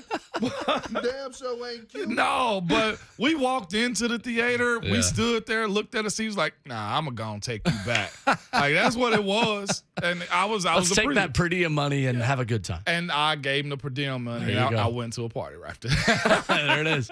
That per diem money, man. You wanted to be in with the coaches and the recruiting assistants. That way, you could host a kid, and then you'd go to cookout and be like, "Hey, I'm going to keep this per diem, and we're just going to eat cheap the whole weekend." And It's again, 100% what's going on. you could give him the per diem money because it was to spend on them, and it wasn't much. But I spend on them, quote unquote. Yeah, buy 'cause some that's- McDonald's That's with what that's usually.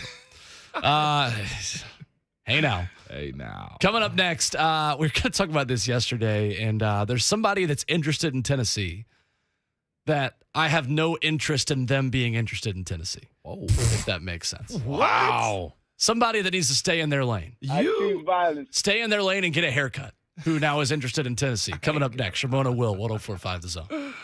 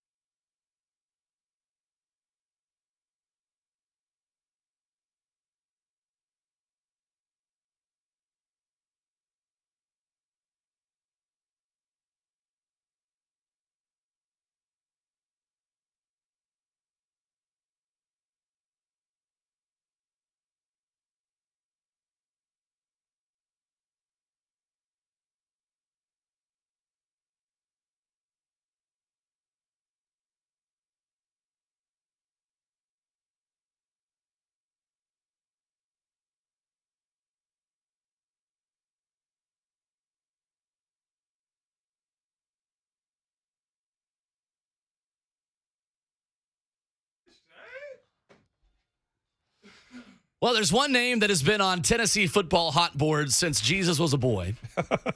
And now all of a sudden he's interested in Tennessee. It's Ramona Will, 104.5 The Zone. Will Bowling, Ramon Foster, Jonathan Schaefer, our producer. I feel like I'm in a club at like 3 a.m. hearing this right now. This beat is like one of them. I feel like whose song is this? I feel like I'm drinking a watered down drink and I want to go home. No, this is like the party's just getting started, Will. Oh, this to me screams, how did I get here and how do I leave? How do I go home? And that's when the party really kicks up.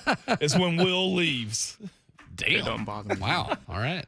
You can't leave with this song, No, man. respect. All right, it's cool. It's cool. Like, I'm dragging you down with Hey, me, good Will. to know. Like, dog, no, you can't leave now. Where you going? You about to go to sleep? Are you about to go play the video game? I'm going to go yell at somebody on Call of Duty like somebody said in the chat about me at 1 a.m. Get this man another mimosa, man. Come on. Mimosa. I love it. I do love a good mimosa. Don't act like we're going to do it. Mike Gundy has been the Oklahoma State coach since 2005. Yeah, he's been there for a while. And 3 separate times he has used Tennessee to get contract extensions. Yeah, he did. Now he's doing an interview with ESPN's Chris Lowe and says, I always felt like that job was a gold mine. That's why I'm so appreciative of what we have at this place, the continuity and stability we've had. People don't leave. They stay here with our new administration. There's a lot left out there for us. Says after exploring other job openings, that made him realize how much he loves having the same job for 17 years. This freaking cloud. Mike Gundy, please do less. Thanks. Well, Sincerely, Tennessee, the state of Tennessee. We don't care. We do not care. Well, he would say those type of things, Will, after he got the extension on the last coaching search Tennessee had. That's right. Like, Tennessee is the way that this guy gets paid. yeah, man. Like, nah. Now he's on Twitter doing one-arm push-ups and stuff. Oh, I didn't see that. Yeah, this is recent. This is 22 hours ago. He's teaching somebody how to do one-arm push-ups. That is impressive. I ain't even mad He's at not a him. man. He's not 40 anymore. Nah, I'm impressed. That was a while ago, too. Wasn't So that what is he, like 10, 57 15 now? years ago? 55-ish? Something like that. Yeah. I respect the guy. I quick think math. to be at a university institution that long as a football coach, you got to respect it. It's a short list of guys who have done it. And if I were to ask you who the most tenured Power 5 head football coach is right now, who do you think it is? It's the longest tenured? Longest Nick? tenured at it's not Nick. Whoa, wait a minute. Yeah, longest tenured head coach at a Power 5 school. Jonathan Schaefer? I'm not paying attention. Okay, perfect. Longest Thank tenured. you. Let me at least get one. Hopefully our listening audience is. Not Stoops at Kentucky. Nope. Oh, I'm guessing. You got to go back a little bit for this one. Gundy is. I think Gundy is third. Third longest tenured head coach in Power 5. You got me There's stumped 2 on that more one. than him. When I tell you, you're gonna be kicking yourself. Hey, hold up. I'll give you the conference if you want. The SEC. Or no, I'll give you a hint if you want it. There's nobody that's been there long enough. There's one. There's one that's been around forever. D1, Power 5. Power 5 D1. Yeah. This coach has played Tennessee in a bowl game within the last 10 years. Well, you got me. Who? Kirk Ferentz, Iowa. Oh, well, yep. Ye of Tax Slayer Bowl fame in okay. the year 2015. Yep. Jalen Hurd is still scoring touchdowns like Kirk Ferentz in Iowa and Jacksonville in 2015. They don't switch up, do they? No, they don't. No, they do not. Longest tenured Power 5 head coach. Second behind him, this one's kind of a cop-out because they joined Power 5 while this guy was there. Kyle Whittingham. Get out. Taking over after Urban Meyer. Yeah. Second most tenured Power 5 head coach. I believe Kirk Ferentz was actually at Iowa when Nick Saban was still at Michigan State. God. In some really? capacity. Dang. Don't quote me on that, but. And then Gundy's 3. That's right. Wow. And then I think Saban actually is probably after that. Yeah. You don't but- even think of that. No, you don't. You don't think. you don't I mean, even look. think I mean, of they're going to be playing on CBS soon, so I guess we're going to be thinking about it more. By the way, but according to the chat, Will looks like he belongs in a boy band.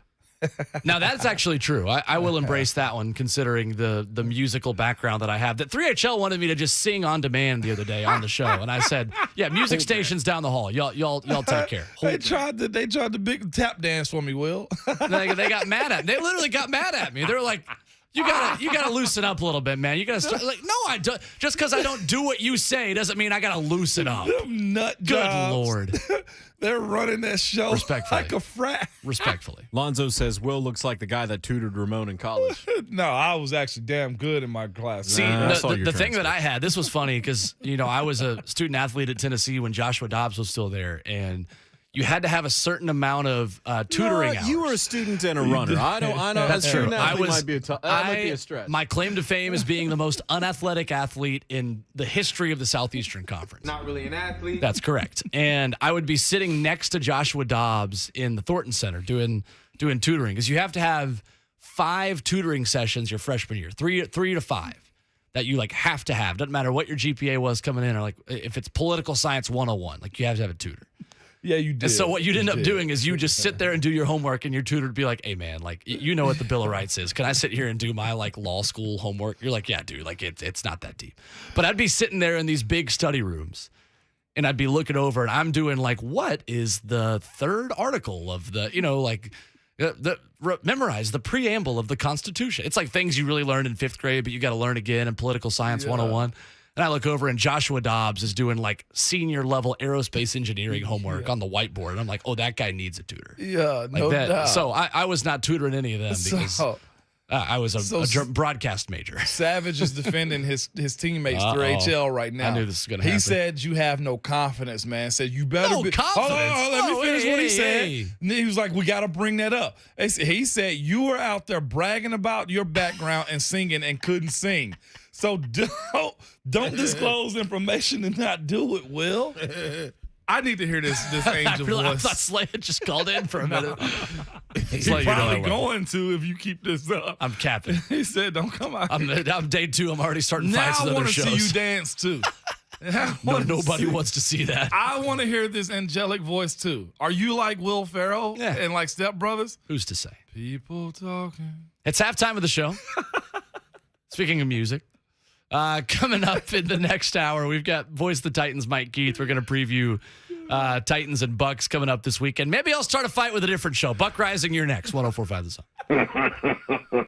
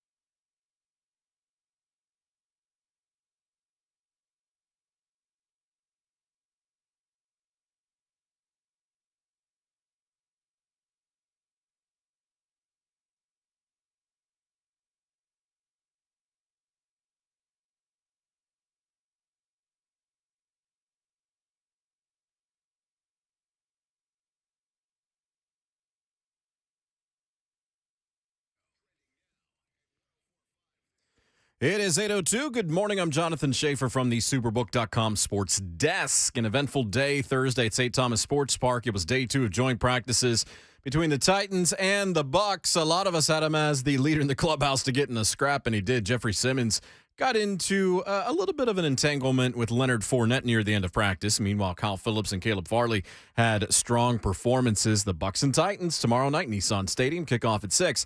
Mike Keith and Coach Dave McGinnis will have the call courtesy of Titans Radio right here on 104.5 The Zone. Deshaun Watson will serve an 11-game suspension without pay. He will also pay a fine of $5 million and undergo mandatory evaluation by behavioral experts and follow their suggested treatment program. Atlanta defeated New York, the Mets, yesterday by a score of 3-2.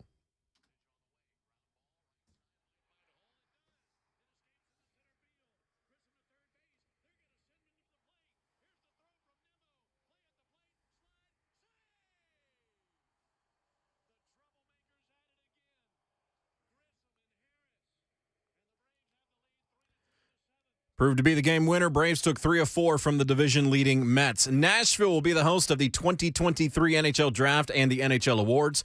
Nolensville Little League will face Santa Clara, Utah at 2 o'clock today in Williamsport. For all your foundation repair and waterproofing needs, visit USSTN.com. Breaking news at once on your home for the Titans and Vols. This is 104.5 The Zone.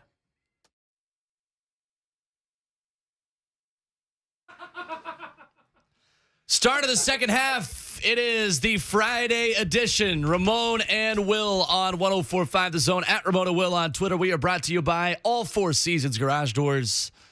Will Bowling, Ramon Foster, Jonathan Schaefer making the show happen. The best producer in the world. As your weekend begins, it's a Friday, and we would like for you to please act like it. Thank you so much. Will has been catching so many strays today. That's how you know it's real. That's Just how you know it's real. Take it, Will. That's how it works, A warm man. welcome here this morning. The more you fight it, the worse it's going to be, dog. We've got Ron Slay fighting with me on YouTube. 104.5 The Zone TV is where you can watch the show. You want to see our beautiful faces there on Twitch, YouTube, Facebook Live, and Twitter. Coming up in just about 15 minutes, we chat with the voice of the Titans, Mike Keith. Big game tomorrow and a return to Nissan Stadium for Titans fans and for the Tennessee Titans, the first home preseason contest of 2022. Going to be good to be back in Nissan Stadium and always good to talk to the Vot. Yes, I love talking to the Vot, man. One, because he's such a legend. He'll never admit it. He'll never take credit for anything he does. But his level of being a pro, being prepared to. You ever just watched him and let him talk you through how he, does his work? Oh, yeah. It's phenomenal. It's impressive. It's very impressive. It is meticulous preparation. On top of him being a Vol, that helps too. That's right. VFL. I'll tell you what, I tell people this. Jonathan Schaefer and I have talked about this before, and I think Mike Keith is the best embodiment of what this means as a play-by-play broadcaster. To be a play-by-play broadcaster at that level, you are doing a research job. Yeah. You are a researcher, a professional researcher that also calls games. Mm-hmm. And nobody does that better than Mike Keith. The level of preparation that guy has and the recall immediately to see a face and know that's a third-year pro out of Wisconsin that has been in the league for, 3 seasons and has bounced around these two. It's really impressive. So what you're saying is offensive player of the year, MVP and Super Bowl champ and Super Bowl MVP is what Mike Keith is? Okay, all right. Just go ahead and do a full sweep there. Want to talk to him about a couple guys, and he was on 3HL yesterday. Before we get to that, I think there's another topic we need to get to first. No. Can I turn your mic off from out there? This is 8th grade Will. Yo! This is 8th grade Will right here. I hope the YouTube show can't hear this. I hope you turned it off on there. Oh, I can turn it on. I just did. Oh, gosh, dang it. That was not me. I promise that's not what I was not a girl. This is Will. I really thought I took all these off YouTube years ago. This one isn't Will. It was Will. Now it's some lovely lady that was in the 8th grade. This is really tough. All right, do it. Here we go. Come on, Will. Little harmony. A little bit of harmony for you. This was, all right, so this would have been, I was in 8th grade. I feel like Buck on his birthday.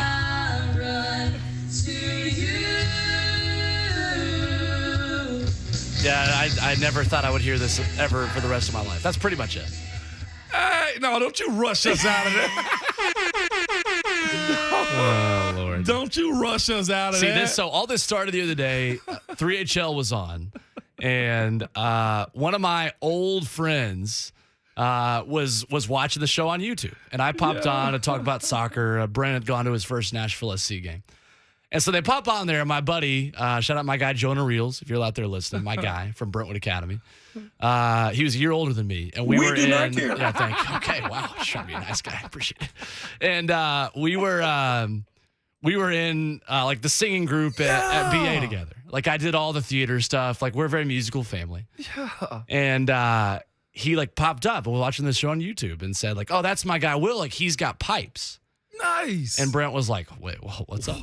And Dawn and I talked about this before. I'd hosted the show with her at one point, told her like, yeah, like this was my life for a long time. Like thought it was going to be like what I did was kind of like the dream for a little while there. It goes to show you though, that like low key, everybody has got some kind of musical connection in Nashville. Like that is a stereotype that is 100% accurate. Hey dog, you hear me out. You are the songbird of 104.5 The Zone. You understand that? Here we go. I saw it dropped and I took it from somebody else, okay? Like, if we're ever in a pickle and we get pulled over, well, you're singing like the 5 heartbeats is what I'm telling you, okay? So we're going to go out. We're going to go karaokeing at some point. Slay said, Will sounds like Suge hanging him off of a balcony singing. My office hours are 9 to 5. Now sing. Yeah. Who's the so there are a couple like ESPN guys that Jimmy Dykes is the one. Whenever he does a game in Nashville for a while, he sings. And so they would do like an open on ESPN where he'd be like playing guitar by himself in the Ryman, like playing music like in the Ryman. Which is always pretty cool. I don't know, like it's just you get enough like broadcast people and like odds are a lot of them did like theater stuff and like all these kind of things and music and it's fine. Hey, it was a fun part of my life. No, it still is. Okay, don't say was. Like, so I was talking to I think Alan Kirby was listening to that segment on 3HL, and Kirby says, "Look, if Dawn ever gives you any grief about not singing on air on demand, just tell her that she's got to bring in one of her ventriloquist dummies, and until she does that on air, then you're fine." I did not know that was a thing. I didn't know that the dummy was called Brent. Oh man. It's Friday, look, and you better act like Good it. afternoon. Don't get mad at me. Good afternoon. I love all of you. All right, we really are all friends. We've knocked Except out 2 Buck. shows. The dummy was called Joe. No, it wasn't. We're all right. Okay, we get y'all going is what we're doing this morning. I was about to do an analytical discussion about Titans football, and Jonathan Schaefer just kneecapped me by playing a clip of me singing when I was in 8th grade. Welcome to the party, pal.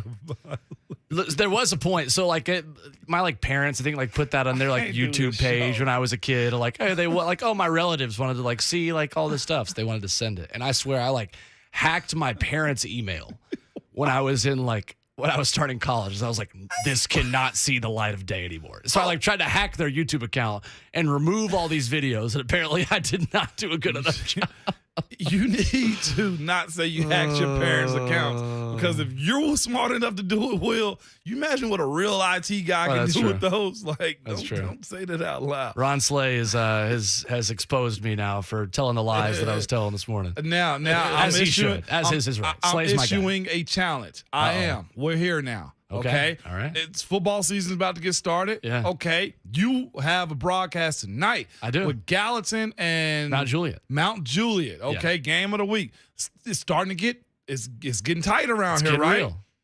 Ron challenged you and delivered. You delivered. Yeah. Forcibly by Shave. Okay. But you delivered. You stayed here. You took all the shots. You've been getting joked all day. That's right. It's been phenomenal. You've been a great Look sport. at my teammate over here going to fight for me in the trenches. Team first over here, okay? Come on with that. All right, he want to vouch. He want to call you out. And that Savage, I'm calling you out. Listen to me. We'll deliver. We've heard about Babs and these ventriloquist dolls. Hey, Babs, you grin, you in, and I'm sure y'all laughed, okay? Ron, it's on you. I need Babs with the doll on camera doing her thing. Don't give me that. Shafe, is that fair? Goes both ways. Is that fair?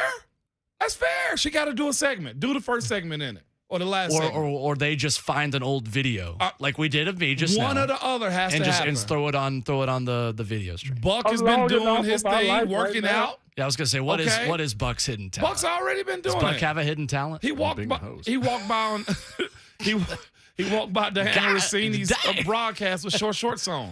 That was a good one. Oh, Buck was showing a lot of thigh meat on the ESPN yesterday, man. Time and place. Yeah, he man. had a bunch of thigh. He had his hoochie. We found out something we didn't want to know. It was dark meat. I mean, come on. Savage. Longer shorts, son. Will delivered. Babs got a video out there somewhere with the dolls. I don't even know. I don't want to disrespect them by calling them dolls. So with the wood people. Ron Slay is now responding to us, says, not till I do it live. Not till I sing live. Oh, my gosh. Somebody said, Danny on YouTube says, we need a 104.5 talent show. What would your talent be at this talent show? Kicking a field goal? Yeah, kicking a field goal. I'm funny just sitting. I'm not funny probably on stage. You know, I was wondering, like, we're around together. Do a stand-up act? Nah, I couldn't do a You're stand-up going to roast act. everyone? Nah. A 104.5 roast would be dangerous, though. Cooking. I'd cook some. I forgot to bring the banana bread in. Oh, you did? Yeah, I did. I baked some banana bread. Doing like the rest of the show under protest. I know, man. Savage, you got to get Babsy. Will's delivered. We're on to the second session now. Let's go. All right. This is good. That was good, Will. Appreciate you taking that one on the chin. Y'all ambushed me with that. Coming up, we will talk football. Voice of the Titans, Mike Keith, is going to join us. He had a comment yesterday with 3HL that I thought was particularly interesting, of a player who had his best day of training camp yesterday. Yeah. And we joke around and we call out 3HL, but we'll give him credit because that was a good conversation. And No, baby. Will Bowling will give them credit. It was a good conversation, and I want to dive deeper into what they had to say about one Titans player in particular who might have had his best day at camp yesterday. That's coming up next. Voice of the Titans, Mike Keith, will join us. It is Ramon and Will, 104.5 The Zone. Find God.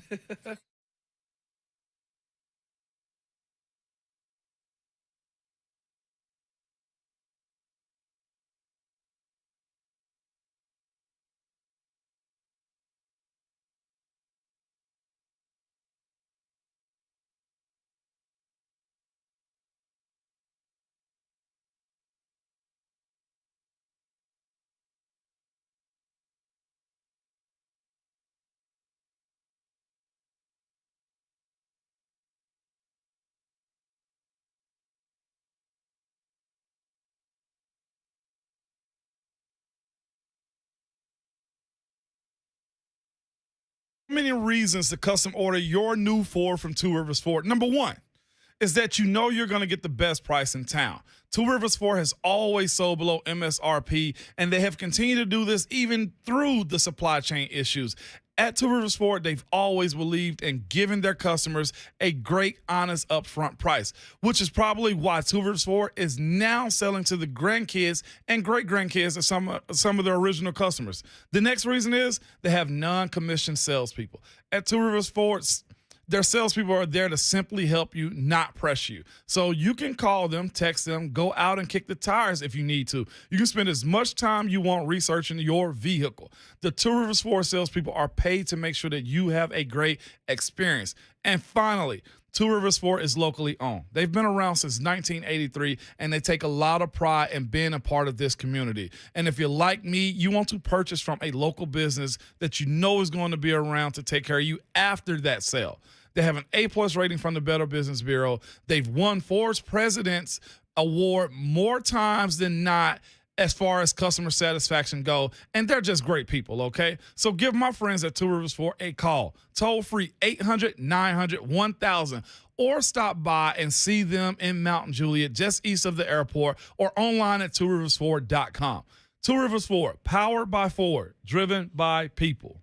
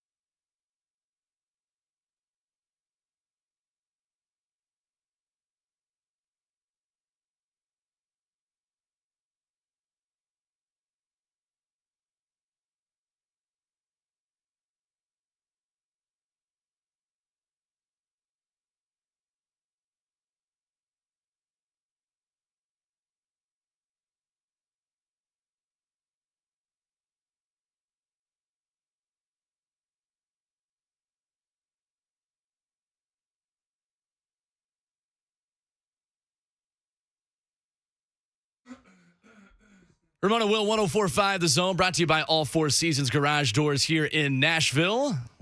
Titans and Bucs tomorrow in Nissan Stadium. Looking forward to that. Looking forward to being back in Nissan Stadium with Titans fans. And we are pleased to be joined on the Mark Spain Real Estate Hotline by the voice of the Titans, Mike Keith, who joins us, brought to you by Farm Bureau Health Plans. Mike, good morning. How are you? Good morning, Will. Great to have you on with us, and I wanted to start with the joint practices the past couple of days. Which unit were you watching the most closely yesterday, and who caught your eye? I've mostly seen the Titans offense because they were on the near field, and that was the best view that I had. And, I think you saw several guys perform well. What really jumps out first and foremost is the continued sharp play of Ryan Tannehill and the camp that's continuing to jump out. And we had Diana Rossini from ESPN on the OTP that has just gone out.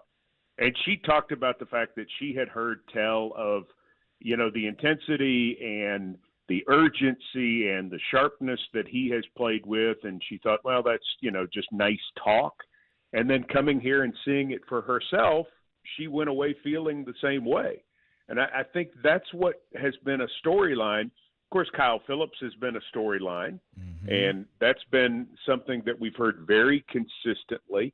I thought Traylon Burks being back out there was a big deal and something that was really a good deal, something very, very exciting that after he was injured on Wednesday, he was able to get back to practice. And then several of the backs did some good things at various times. Plus, over the 2 days, I think we saw the impact that a guy like Austin Hooper is going to have at the tight end position. And very consistently, I think that's going to be a difference in Ryan Tannehill's game, where he has a tight end who can get open and is not only a number 2 option or number 3 option, but is a number 1 option a lot of times. So some very impressive things there. Defensively, what I saw was a lot of their receivers against the Titans secondary. I thought there were some good things from the secondary, in particular yesterday from Caleb Farley. I do think it's hard to judge to a certain extent because Mike Evans is not here. Chris Godwin is doing some things. Russell Gage is not here. Brashad Perryman's not doing things. They're going against receivers that are not sort of at the front line. But I thought they sort of took care of their business the way they were supposed to, regardless of the competition. And Mike, how much of a confidence-boosting opportunity could this be for Caleb Farley? Because obviously no Tom Brady, no Mike Evans, a lot of those weapons aren't there. It feels like this could be a big opportunity for him tomorrow to use that to his advantage, put something good on film, and take some confidence into the final game of the preseason. I think we saw that yesterday. I think we saw him at different points look dominant and look like a first-round pick, look like a guy who has athleticism and wingspan that makes him just a very different athlete. And if he comes back out and continues to build on that, it's exciting. The point that I continue to make, and I know I'm being repetitive, he has not played a lot of football since 2019. Yeah. And he's not played a lot of corner in his career because, remember, he started at Virginia Tech as a wide receiver. So his work and the way that they are getting him involved is designed to increase his rep count just because he hasn't had that much of a rep count in his entire career. He's an amazing athlete, but he still has a lot to learn about the position and the nuance of playing it at the highest level in the world. And anytime he gets out there and then he has that sort of success, I think you start to see that confidence built along with the confidence in his knee, which is another part. When you come back from an ACL, and, Taylor Lewan has talked about it extensively in his own case, and we've heard athletes for years say the same thing. You've got to have confidence. You've got to feel like, hey, I'm healthy. And every day we see him, it feels like it gets better. Yeah. Good morning, Mike. Good morning, Ramon. Selfishly, I wanted you to say that to me too this morning because you only said it to Will, and I know you're a radio pro, so I just needed that one. That's okay. It's all for you. Yesterday, being able to watch film, watch that practice and seeing the way the guys perform. You have to call the game Saturday regardless. But overall, these last 2 days, I'm sure you have a whole lot of notes and storylines that you witnessed this week as far as the overall quality of these two teams practicing against one another. Yeah, and I mean, I think that's what you have. You have two good teams who got in really good work. There was the Fournette Simmons thing at the end of the practice yesterday, but otherwise it was just, it was just really good work and a good opportunity to see a lot of the young players in situations where they were stressed and to see them respond and to see them attempt to make improvement coming off the Baltimore game. I mean, Malik Willis is a great example of that. And I think we'll have a chance to see that in the game tomorrow night.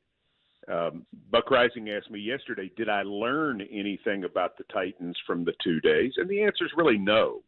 I mean, I think what I might have, quote unquote, learned is what I think I knew, I know. Yeah. And that's it's a both of them really, but the Titans, for sake of argument, the Titans are a good football team. They're a solid football team. They're a grown-up football team. They have some good young players to continue to build depth, and certainly some guys that I think are going to be stars of their future. But they have come with the intensity and the quality throughout. I think what's most remarkable about the Titans to this point is they haven't just had that dog day. Yeah. And I mean, you know this from your own career, Ramon. Generally, you get a clunker in there somewhere. Yeah. And while some days have been better than others, I think their overall work has been very consistent, and it's been very workmanlike in terms of how they've approached everything they've gone about it. That's what you would expect from a team of this age, and they've given that effort all along. So it's been good. I just think it's been really, really good overall to this point, and now you just keep going and see if you can, A, stay healthy, and B, continue to take these steps to get ready for the Giants. One thing that's been good as of late is these two young running backs. Julius Chestnut got the first stab at it this past weekend, but as of late, and I know you saw the pictures, you witnessed it also, but Hassan Haskins had a devastating run to one former Titan yesterday, and that has to be encouraging for him going into the second game with getting more reps, getting more runs. Is that how you kind of expect this to kind of pan out this weekend? Yes, I do. And I just think the more you see of Haskins, the better he's going to get. And let's remember, too, Logan Ryan ain't scared. No. Logan Ryan is not a meek, weak defensive back who won't hit you. Logan Ryan's an aggressive tackler, a good tackler, a physical defensive back. So when you have a moment like that, it gets your attention from the standpoint that you, like we talk about with what the Titans defensive backs were doing against the Bucs receivers and putting it in the context of who's who. Let's put it in the context of who's who in this case. That's a veteran NFL defensive back who was going against a rookie, and the rookie won. And it doesn't make me think less of Logan Ryan. It makes me think more of Hassan Haskins. Yeah. He's a player, and I think he fits this system. He fits the routine. But I'm going to tell you, Chestnut may be too. And what you've got here, and I think the fact that the Titans waived Jordan Wilkins is also a hint of this. Jordan Wilkins is a good, solid NFL player. And the Titans did him a favor because he'll latch on somewhere. Yeah. Somebody will grab Jordan Wilkins. Yet they wanted to give these young backs all of these opportunities because they understand that they've got some guys who the more work they get, the better they will get. And I do think you have to start with Haskins, but I'm not sure Chestnut is far behind. Right. Voice of the Titans, Mike Keith, with us here on 104.5 The Zone, brought to you by Farm Bureau Health Plans. Need great health care coverage at an affordable price? Let Farm Bureau Health Plans coach you through it. They've been protecting Tennesseans since 1947. Mike, one guy I continue to see make plays, speaking of the running back position, is Dontrell Hilliard. Yeah. 2 touchdowns and 7-on-7 yesterday, beating Devin White, which is noteworthy. How important is that the Titans have a healthy second option behind Derrick Henry, who just continues to make plays in the pass game throughout this training camp? Well, that's it. I mean, you've touched on it. Dontrell Hilliard is the second-team running back. He could end up being the best third down option this team has had in 20 years because he can catch the ball out of the backfield, because he does have tremendous speed.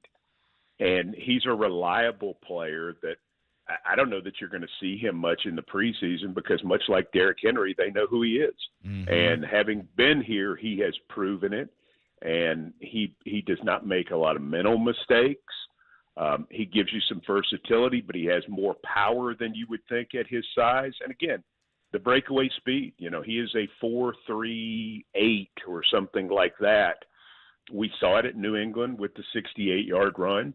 I mean, he's a legitimate player who feels like certainly is going to be part of this football team and part of the assault that they have. And with the increased performance at tight end, having him in the backfield, also having Robert Woods at wide receiver, and the comfort, Robert Woods is not even getting talked about, but all he does is get open and catch the ball. And I think the comfort in all of these players and these options for Ryan Tannehill is a big deal. Another big deal, at least to me, is this right tackle battle. I'm not sure how close it is. I got to have a closer conversation with Coach Mack, because he views it differently than I do, because he's there every day. But MPF ran with the ones. Radens also, I'm sure, psychologically, Coach wanted to see how he would respond running with the twos and splitting reps. How are you looking at those two young guys, Nicholas Petit-Frere and also Dylan Radens, so far in camp?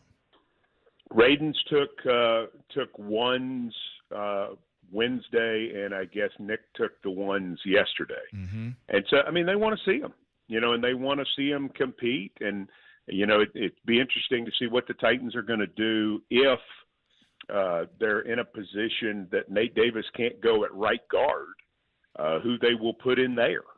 And, could you see some looks there from either one of those guys? I don't know. I don't know what they're going to end up doing. I think both guys are doing well, and that continues to be a part of the discussion that is interesting, but also exciting.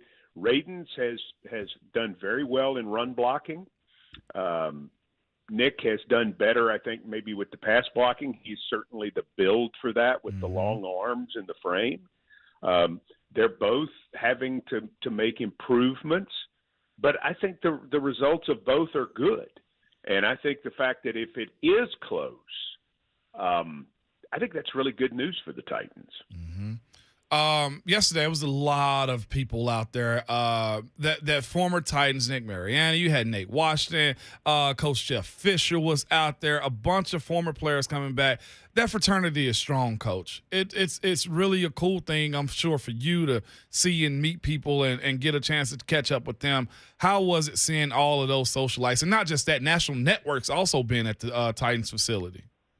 That was great. And, having Diana Rossini here, having Stefania Bell here from ESPN, some of the different looks that we've had. Of course, we would have had more had Brady shown up. I think everybody understands that. Good Morning America probably would have been here and probably would have gotten a current affair or whatever those shows are. I mean, that's the thing with Brady is there were some people who were already scheduled to be here who went ahead and chose to come even though Brady was not going to be here. But it's great. It's great to see that attention and that focus and to see our guys, to see, Coach Fisher, and I had a chance to visit with him, and we've got an interview with him up on the OTP talking training camps. And also, it's one of the great things that I think Titans fans will enjoy if they tune into the OTP is Jeff Fisher talking punt returners because he was a great punt returner himself. And talking about Kyle Phillips and what Kyle Phillips may bring to the table with that. And then, of course, speaking of good punt returners, Mariani's here. And then Nate Washington, who certainly is one of the Titans' biggest cheerleaders on social media, which really excites me because he was a great dude to work with here. And I think you know Nate, too. Didn't you overlap some in Pittsburgh with him? No, I didn't, but I heard so much about Nate. I felt like I knew him in the locker room. You know what I found out about Nate yesterday? There used to be open bets from Larry Foote, who's on the Tampa Bay staff. Yeah. Nate Washington, did you hear this story? No, I didn't. No. Larry Foote, who's the defensive coordinator, I think pass game coordinator for the defense for the Bucs, was teammates with him. He said he'd catch guys unsuspecting, and he would have Nate say, hey, look, I bet you he can touch the top of the ceiling with both his hands flat. And the ceiling was probably 12, 13, 14, 15 feet high, and Nate would jump and touch the ceiling with both of his hands flat on the roof. That's Nate Washington. Nate Washington did a really good job here, and always was one of those pros who held everybody accountable and made one of the greatest catches in our game with Detroit here in 2012, where he took it off the back of a defender. Literally off his back, and ended up scoring on a long touchdown on the play. And I still think it's one of the top 3 catches in Titans history. Wow. He was a very underrated, outstanding player.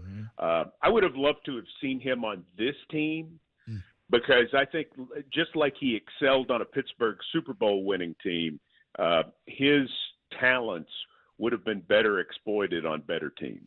He said if y'all keep teasing him, he going to mess around and sign a contract. He said that yesterday. I know Will heard him say that, man. He looks great. He does. I mean, he looks like he could still play, but I think he told me, he goes, he says how it looks and how it really is are two different things. That's right. Yeah, you continue to get older, you find that. Yes. Yes, you do. Absolutely. Voice of the Titans, Mike Keith, has been our guest here on 104.5 The Zone, brought to you by Farm Bureau Health Plans.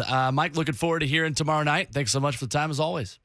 Thanks, guys. Absolutely. All right, there is Mike Keith on the Mark Spain Real Estate Hotline. Let's react to some of what he had to say on the other side there, because a couple of good nuggets that he dropped that I want to bring more attention to, specifically about that offense and the offensive line. We'll do that coming up next. Ramona Will, 104.5 The Zone.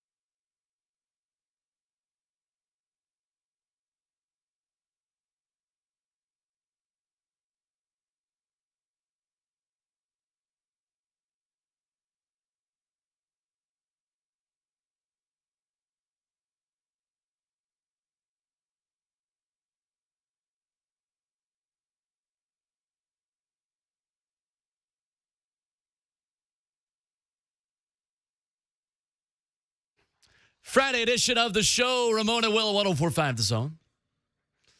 Bringing you some Friday energy to start your day. Voice of the Titans, Mike Keith, was great with us as always. Jonathan Schaefer making the show happen. Ramon Foster, Will Bowling here with you. The best producer in the world. Yeah. There's certain people that when we said this yesterday about a Pete Thamel article, but I think this is particularly true about the Titans as well. That there are certain people when they give you observations from practice, and give you observations of who is coming along, you should be paying attention. Mm-hmm. Mike Keith is one of those people. Yes, he is. Saying Dontrell Hilliard could be the best third down back the Tennessee Titans have had in the last 20 years. Mm-hmm. I think is right on the money. It is. This guy is making play after play right now in training camp, and I think his lack of production in preseason games tells you the confidence they have in him. They're good. Mm-hmm. They have not been good behind Derrick Henry as that receiving back goes. Deion Lewis, inconsistent. You thought it was going to be something. Thought that he might just be 1A when he was brought in originally after DeMarco Murray was cut loose. Yep. But I think Dontrell Hilliard plays a major role in this football team. You talk about Ryan Tannehill having the safety blanket of the tight end position, and I think that's great.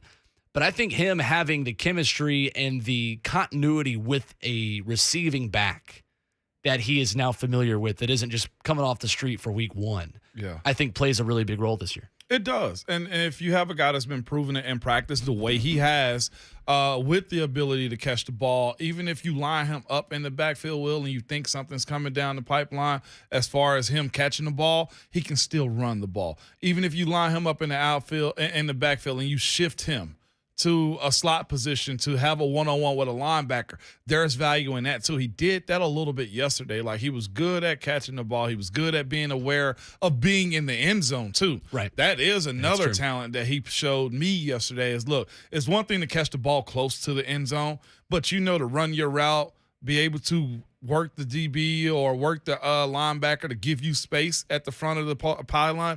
He was able to do that. Only thing I don't like about Dontrell Hilliard. What's that? He's got the number 40. He's too dynamic of a running back to be wearing 40. I feel like that's kind of a new. Like Alvin Kamara made that a thing, wearing number 41 and being a. Because 41. Yeah. You gotta be a grinder, lunch pail guy to wear 41 traditionally and be a running back. Yeah. And Alvin Kamara is kind of a flashy player. Yeah. He's a lunch pail guy to an extent too, but not like the big 240-pound running back. Exactly, because Hilliard's 5'11", 202. I mean, right. I'm thinking Jim Brown when I see a running back in the 40s. Give him 32 or something. You feel me? Like some 21. 21. Yeah. And what's crazy? I ain't even got a problem with 41. Oh, interesting. It's just 4-0 looks very full-backish. It's interesting. It's no biggie. I'm just nitpicking. But he's looked good. And when Mike Keith, like you said, has mentioned something like that, you need to keep your eye on that too. That's also a Titans historian as well as a guy that is going to be as up-to-date on what's going on right now as Mike Keith is. But I think the other element of this, and we've talked about the predictability of what the Titans offense was a season ago, and I would point out there, and every time Julio Jones was on the field, it would be, okay, well, it's either a pass looking for him or it's a run away from him because they don't trust him to do the dirty work and pave the way for whoever was behind him in this Titans offense. But I think the unpredictability of every time a running back is out there on third down, they've been blocking. Yeah. Because the tight end position, the running back position, slot receiver, it was predictable what the Titans were trying to do. Yep. Titans were the 1 seed. Yep. I mean, we forget. They were predictable, but they were still pretty good at what they did considering everything that they lost. Stop us. If you add in the element of safeties and defensive backs have got to make business decisions about who they are going to take. Yeah. And the route tree of the running back is bigger. A second tight end in Chigakonkwo, who's a more dynamic playmaker than what the Titans had at that position a season ago. The versatility and durability, I think, are the two buzzwords for this team right now in preseason and going into this year, because Chigakonkwo can block and he can catch. Yes. Jeff Swaim is more the blocking guy, but we've seen him make some really big catches in the red zone for this team. Yes, he has. There are opportunities here, I think, for the Titans to become less predictable out of the backfield at tight end, and we've talked about Kyle Phillips out of the slot as well. It's so critical for them this year. It is. And of course, the one guy that we were, and still are excited about throughout off season and gave him his credit and his flowers is NWI, Nick Westbrook-Akina. We speak of everybody we've mentioned has kind of been like short game stuff, but he's a take the top off the defense type of guy. Traylon is that guy. Bobby Trees can stretch the middle of the field. Those are the things that also I want to see grow in this offense. Without I want a to doubt. watch that be a focus point too, considering it's a good thing we hadn't said a whole lot about NWI, but his role could and should be big for this team offensively. I think he's a good fourth option for this team. I think adding Kyle Phillips doesn't necessarily make Phillips 3 and Westbrook-Akina 4. No. It's different roles. It's a big slot versus a traditional slot receiver. Yeah, that's exactly what it is. And it's interesting to think, a year ago, Nick Westbrook-Akina was scratching and clawing to make this team.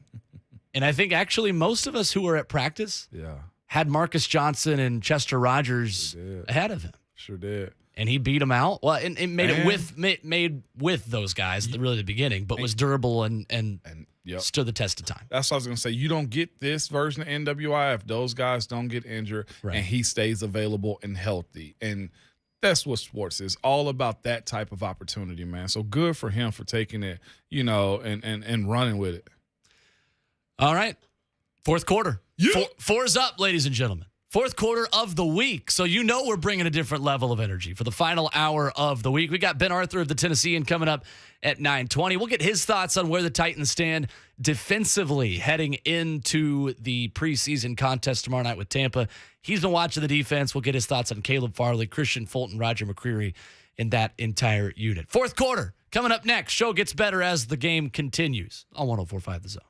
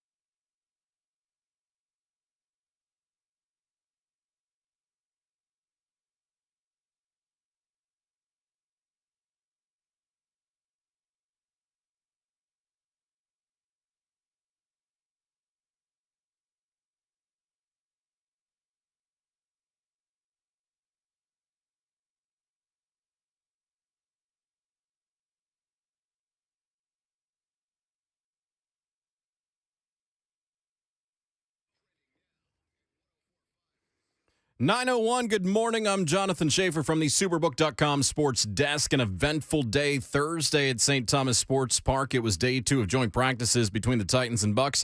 Jeffery Simmons got into a scrap with Leonard Fournette near the end of practice. Meanwhile, Kyle Phillips and Caleb Farley, strong performances. We'll see who all plays tomorrow as the Bucs and Titans will be at Nissan Stadium kickoff. 6 o'clock, Mike Keith and Coach Dave McGinnis will have the call courtesy of Titans Radio right here on 104.5 The Zone. Deshaun Watson will serve an 11-game suspension without pay. He will also pay a fine of $5 million and undergo mandatory evaluation by behavioral experts, and will have to follow their suggested treatment program.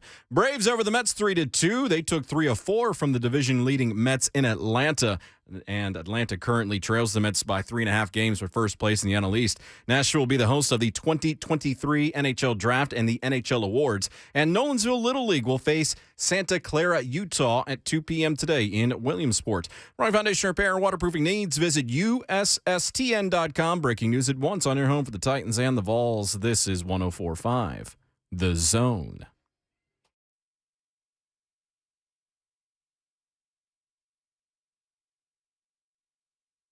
Put your fours in the air. It is the fourth quarter of a Friday show, and we're going to act like it. Put your fours on Ramon and Will, 104.5 The Zone, powered by All Four Seasons Garage Doors here in Nashville. Hope you're having a good Friday morning. We will get you on your way here for our final hour before we hand off the baton to Buck Rising. Titans and Bucs tomorrow. We've got Ben Arthur of the Tennessean on deck in about 15 minutes to talk about his takeaways from the defensive side of things this week, and also get his thoughts on whose stock needs to rise the most in tomorrow's matchup with Tampa Bay. Will Bowling, Ramon Foster with you, Jonathan Schaefer, our producer. One headline out of Knoxville that we have not mentioned yet: Tennessee going back to the Smoky Grays. Yeah. This season. The traditional Smoky Grays, which is an oxymoron than a traditional alternate jersey. That's some cool stuff, man. It really is. So you're a fan? Yeah, I like it. I mean, Will. Come on. You and me are the same on this. It's like new shoes for school. You know what I'm saying? Like, you get hyped up for this type of stuff. Even as a pro, Will. Color Rush, sign me up. Oh, I'm in for it. Alternate jerseys, sign me up. Even the Bumblebee ones that we had. Like, dude, I love them. Didn't matter to me. Like, nah, give me those. Switch it up. Yeah, like, right. you have to. I think it's super cool. And for college kids, man, other than getting money now, that's probably one of the coolest things you can do is be at a university that's flexible enough like that. That I love traditional stuff. Like UT's orange and white. Yeah.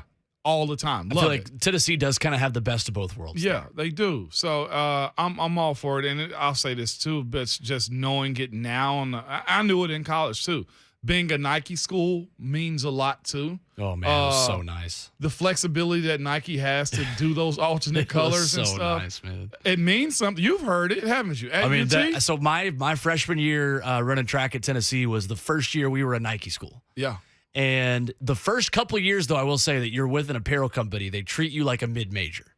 So you have to, you work your way up all the stuff that they give you. Because of the fans and sales, too. Yeah, right. Yeah. Right. You got to kind of earn your keep a little bit. Mm-hmm. At that point, Tennessee was one of 10 Nike elite schools in that upper tier. Yeah. And so we didn't get a whole lot of stuff that first year. Second year, we got a ton more, and they started showing us the love a little bit. We got a second jersey that we ran in after that. But it was like night and day. I would not have, I like Adidas more now. As far as not more than Nike, but just more than I used to. The brands you do. Okay. I think they've come a long way. Yeah, I'm with you. I wore some Adidas yesterday with some Yeezys, but Adidas has a fly casual side that I think is super cool. You talk to runners though, sometimes as far as sprint runners, all the time. They like Adidas shoes though too, which is ironic because we're a Nike school and track is big at Tennessee also. Yeah. 100%. But a lot of people didn't like Nike cleats, though, and stuff like that for runners or running shoes as far as Nike goes. We were super fragile. Because you run that many miles, you change one thing about what you're running in and the gear you're using, and everything gets thrown totally out of whack. It's like a pitcher not having the sticky stuff to throw with, and they change their motion by a quarter inch. They're dropping their elbow more or less, and then all of a sudden it's oh crap. Yep. So I think it's interesting. So I broadcast now for the Puma American Track League and do all that track stuff on ESPN, do play-by-play for that. And My color commentator I worked with on the last broadcast I did, like her job is to like test different shoes and then review them. Wow. Which is super cool. But they got super shoes now that they gave us. Oh. Super shoes that have like a carbon plate in them. No, I got a pair too. Man. It's cheating. It literally. It's so cheating. these used to be outlawed in the sport because it gave you too big of an advantage. With the but titanium plate and everything in it? With the titanium plate in them. And I started running in those. Now, granted, myself in 6th grade could cook me in a mile run right now. Absolutely cook me. But I need all the help I can get. So yeah, I got a pair of those ones. I think that's outlawed by like marathon runners with the spring on it or whatever. That's what I run in exclusively. Walk in them, Will. Like you legitimately are pushed back up. It's awesome. It's I told Ron because I was like, dude, these shoes. Yeah, I see why they're outlawed. They're great. They're that bad, man. Or they're that good. Titans headlines yesterday on the practice field. Buccaneers once again without Mike Evans, Chris Godwin, and Russell Gage. Missing for the Titans, the injury report really, so to speak, going into tomorrow. Danico Autry, Theo Jackson was out. I want to ask Ben Arthur about him in a minute, and I'll circle back here on that in a second. Chris Jackson, Nate Davis, Elijah Molden, who had recently returned to practice. So perhaps a little bit of maintenance there, easing him back in. Figured out, yeah, man. Tyree Gillespie, safety that was just acquired via trade with the Las Vegas Raiders. He was out there on the practice field for the Titans wearing the number 25 jersey. But Titans have brought in a couple of safeties. They brought in Gillespie. They brought in Adrian Colbert. Yeah. Colbert had a pick yesterday. Yes, he did. Theo Jackson hasn't been out there the past couple of days. Now, Theo was the safety that started for the Titans in preseason. Game number 1 against Baltimore. Theo Jackson's not a safety.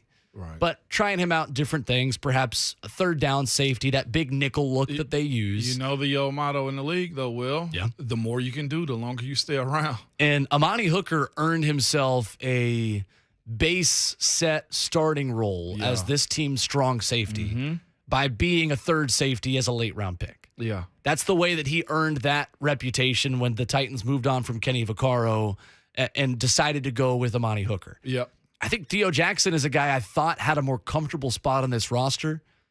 I think the sign is, for me, that as many bodies as the Titans are adding at that position, I don't know if his spot is as comfortable as we once thought a couple of weeks ago. Well, it's also just a matter of I agree with you too, Will. And camp is so ever changing. It is. It's a fluid situation it for sure. really is all the time. And if he's got something going on to where I don't feel like he's going to be ready enough as far as camp goes, and you know Vrabel's a grinder. He's a guy that likes to see you, loves to know that you're involved with the getting better process of building a team and, you know, being a young guy.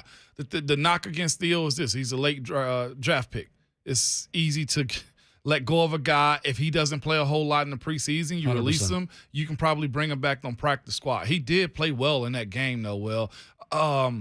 Them bringing in those safeties, though, the other cats that they signed as of recently, they have made plays. They have found themselves making headlines as far as their play and them signing them, one being a trade, one being picked up off of waivers, Will, that you just kind of say to yourself, oh, it does raise your eyebrows.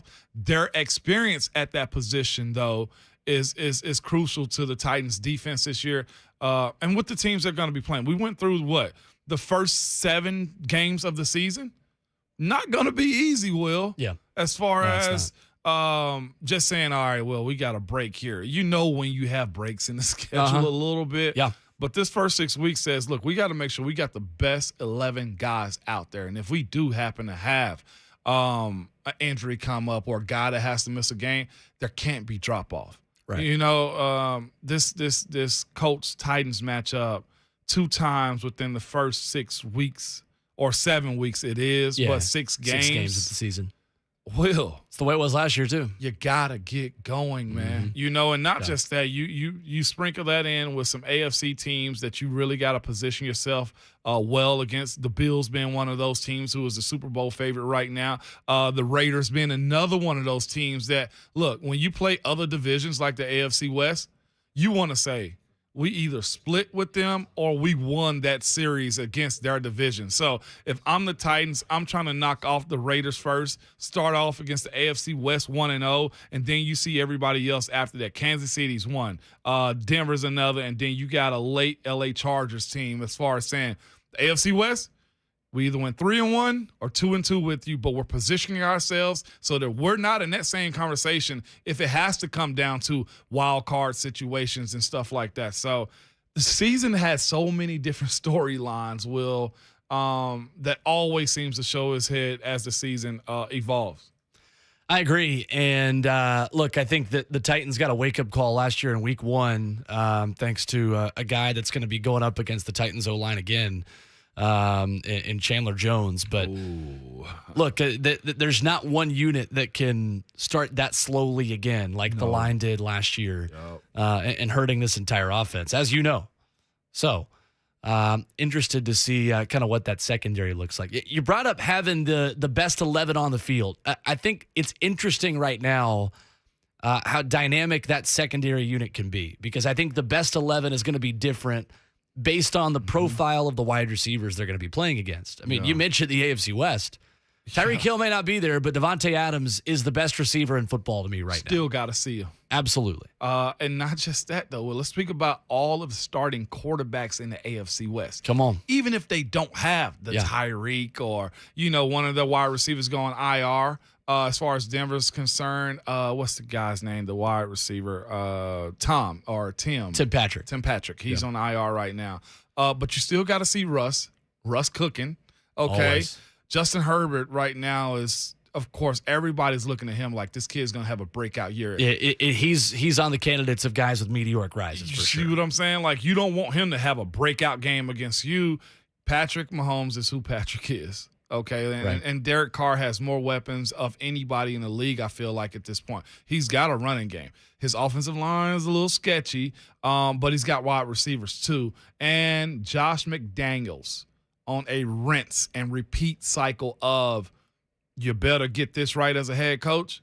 The guy is good. And right now, looking at who they have as offensive coordinators in New England, Josh McDaniels was a huge part of that. So watching his offensive side come to light with the Las Vegas Raiders should be interesting.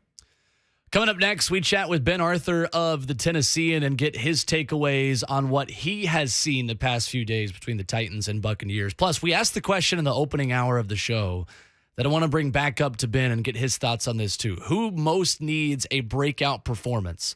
Is it Des Fitzpatrick? Is it Treylon Burks?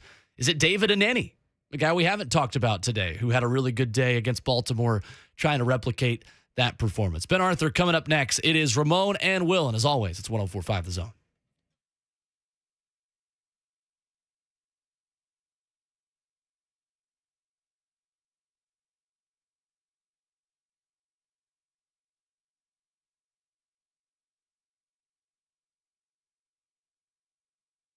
Is the summertime heat causing you to lose your cool? Well, don't let a broken down or older HVAC unit keep you from being comfortable in your home.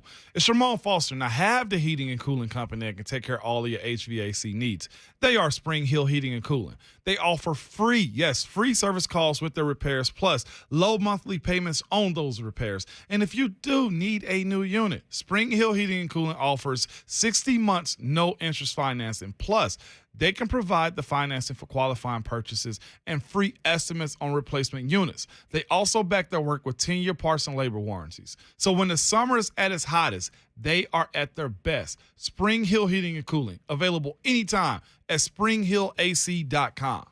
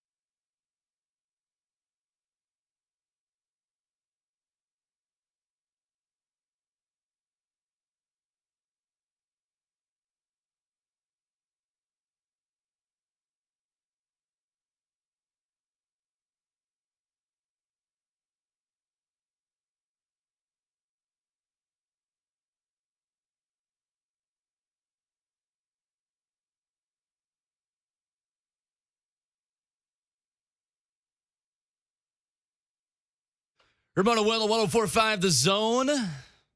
Hanging out with you on this Friday. Will Bowling and Ramon Foster. Jonathan Schaefer, our producer, making the show happen. We will hear from Ben Arthur of the Tennessean coming up here in just a couple of minutes.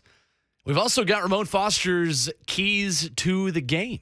Yes, indeed. Good to bring those back. Yeah, it's because it's football season. That's right. Let the good times roll, man.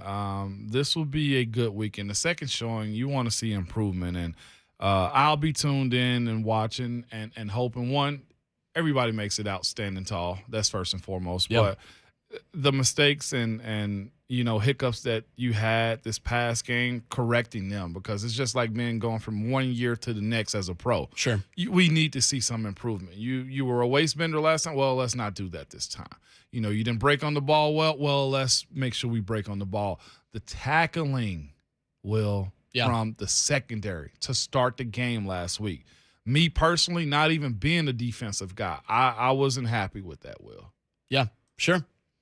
I think it's something to monitor and something that the kind of second team, third team Titans corners and safeties will be really focusing on coming up tomorrow. Still a lot of position battles going on. Mm-hmm. Obviously, we've talked about right tackle at length. We've talked about that third safety and who that's going to be on those third downs with the scheme that Shane Bowen and Mike Vrabel likes to run in those settings. But certainly still plenty of battles to manage there throughout this second preseason contest. And we are joined now on the Mark Spain Real Estate Hotline by Ben Arthur of the Tennessean before Titans and Bucs play tomorrow in Nissan Stadium. Ben, good morning. How are you?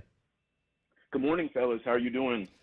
We are good. We are excited to get back in Nissan Stadium and watch some football tomorrow. Look, I know SummerSlam was already earlier this summer, but after some of the fights and the scuffle at the end of practice yesterday, how intense are things going to be with the ones there in that first quarter?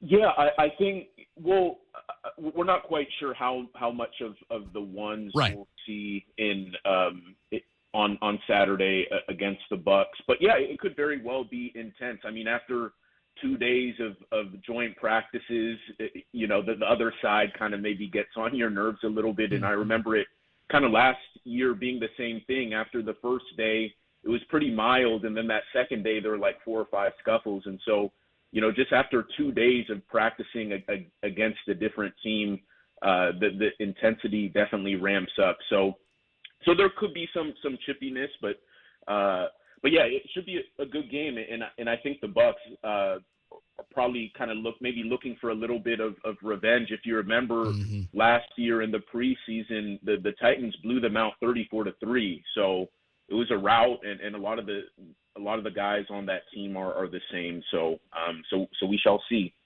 Ben, which side of the ball have you been more focused on this week? Who has impressed you on the Titans side of things against the Bucs the past couple days? Yeah, honestly, I tried to, since it was 2 days, right, I did defense on the first day, offense on the second day. And honestly, Kyle Phillips is a guy who's just continued to stand out to me. I mean, he had some of those DBs looking like burnt toast. A couple times. He had Logan Ryan touching the grass, just winning all the one-on-one and two-on-two reps. That red zone area where kind of the space is really limited. You really see how good a receiver is at getting separation, and he seemed to thrive in those situations. And in the team periods, Ryan Tannehill continues to target him heavily. I mean, outside of Austin Hooper and maybe Robert Woods, I mean, Kyle Phillips is the guy who seems to be targeted a lot because he trusts him and he gets open. And so Kyle Phillips is definitely a guy who flashed to me. The Titans front seven continues to look really solid. Obviously, we knew coming into this season that would be a strength, but I remember watching the defense on that first day, and the Bucs just weren't able to do anything with the run. They were getting pressure against the pass, and I think even some of the depth in that front seven too. I mean, we know what the starters can do, but I think some of the backups like Rashad Weaver, he's looked really good in year two following that season-ending leg injury he had last season. The undrafted rookie David Anini from Houston is a guy who's looked really promising to me. If you remember, he had 2 sacks in that preseason opener in Baltimore. I saw him get after it in the backfield again during joint work. And so those Kyle Phillips, that front, I saw some good plays from the secondary as well. I think it was good to see Caleb Farley rebound after kind of a tough first day. Had like an interception and 2 PBUs yesterday. And so I'd say those are maybe some of the things that stood out to me. Can we go ahead and address this real quick, too? Yesterday at the end of the practice, the little dust up, man. Seemed like it came out of nowhere, right? For a very complete camp of joint practices. It started quick and ended quick, too. Right, Ben? Yeah, definitely ended quick. I was like actually on my phone the moment it started. But yeah, I looked up and then I saw Jeff Simmons kind of throwing a couple punches, and I know Leonard Fournette was kind of there, and then I saw KB and Mike Vrabel quickly shove Jeff out of there. So it kind of got broken up really quickly, but yeah, definitely a skirmish. I'm not sure exactly what started it, but you could just hear from Mike Vrabel's tone afterwards that he didn't sound very pleased with Jeff, to say the least. So. So yeah, I'm not quite sure what happened there, but obviously Jeff is kind of a leader on this team, and Mike has very high expectations of him, and so yeah, I mean, I don't know quite what went down there, but again, I mean, kind of with joint practices, you kind of expect that kind of thing. I mean, you don't know exactly when or where or how exactly it will happen, but at some point it usually happens. I think this, it's a common thing. So, yeah, Titans, I mean, just kind of try to look forward, and obviously with Jeff Simmons kind of being a leader on this team, I think Mike Vrabel kind of has kind of certain expectations, kind of setting the tone for the rest of the defense, along with Kevin Byard. So, right. So yeah, that was kind of that. As far as Caleb Farley goes, he's been one of the hottest topics from last year to this year also, man. The first day of the joint practice, there was some film out there, some clips of him that didn't look promising. I almost feel like he was told to hold back a little bit because he's still technically recovering. But how you balance those 2 days that he's had and coming up with a pick and really looking like the guy yesterday? Yeah, I think we have to remember that Caleb Farley tore his ACL like 10 months ago. And so he's still kind of working his way back. I mean, from what he's doing on the field, it doesn't look like there are very many restrictions at this point. Obviously, he's had the knee brace off for a while, but he's still really just trying to get used to playing football on a regular and consistent basis again. So I think we shouldn't maybe overreact to the highs and lows. We should kind of look at kind of the tools, and obviously he has the tools. So yeah, that's kind of what I would say on that. I mean, Caleb, you hear what kind of the coaches say and his teammates say. They've been very encouraged by kind of the progress he's made and the learning experiences he's had. And I know Robert Woods has spoken very highly of him just because they just spent so much time together in terms of the ACL rehab. And yeah, in that first preseason game in Baltimore, that was his first game in a while. And then we also have to remember, too, that Caleb hasn't been a cornerback for that long. I mean, he was a wide receiver earlier in his career at Virginia Tech. He's only really played cornerback for a few seasons, and then he opted out that 1 year, his last season at Virginia Tech, and then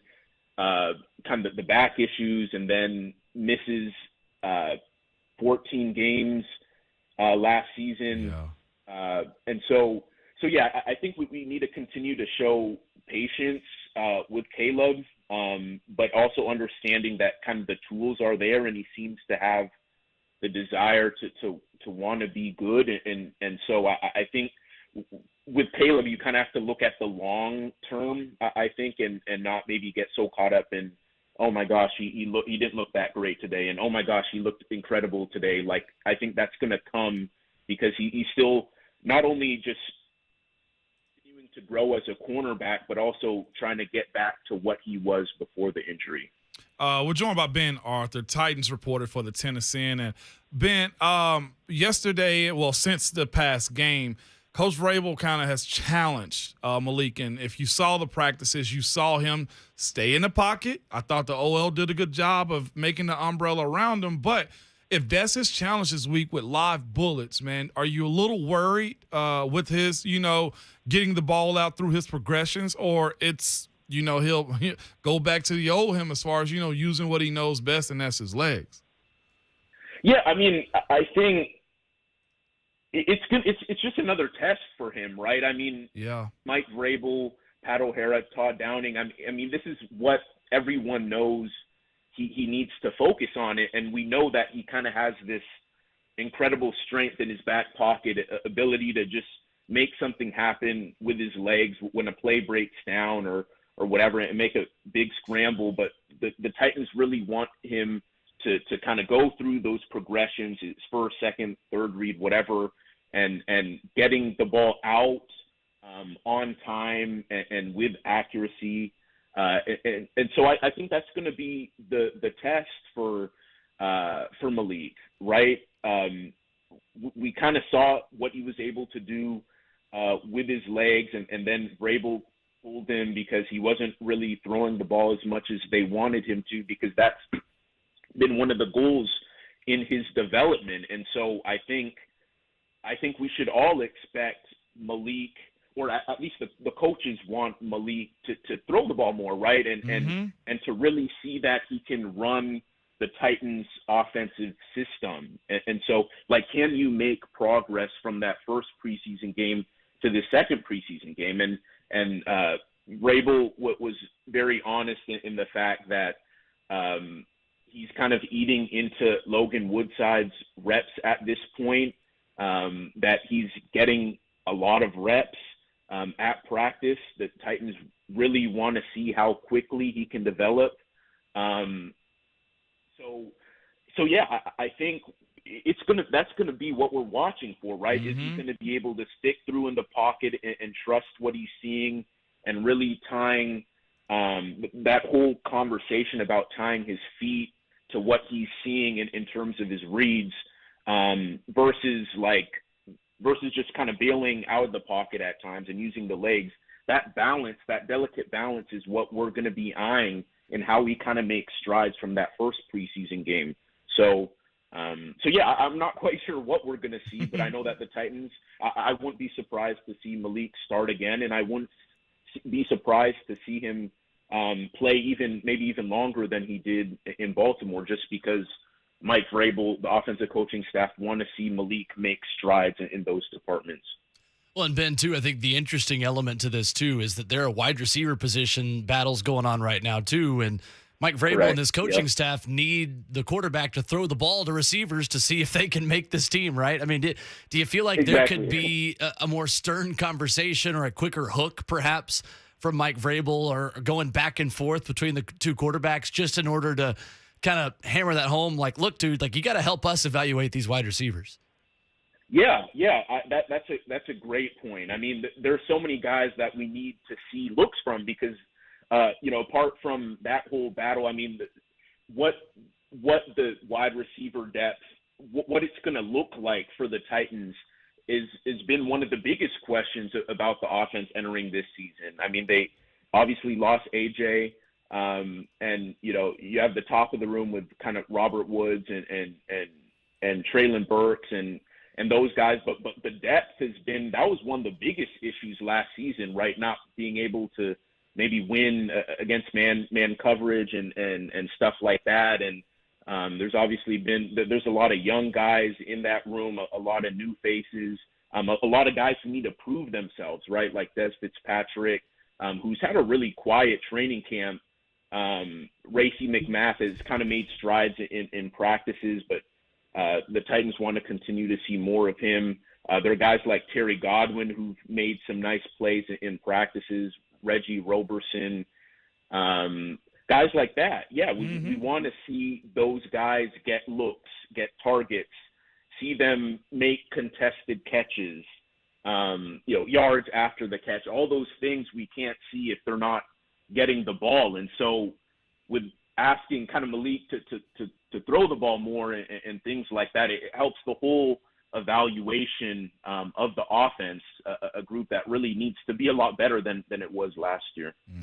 Ben, last one for me. Who is the one player who most needs a big day tomorrow? Is there one guy that has got to step up in order to improve their stock over these last few weeks of camp?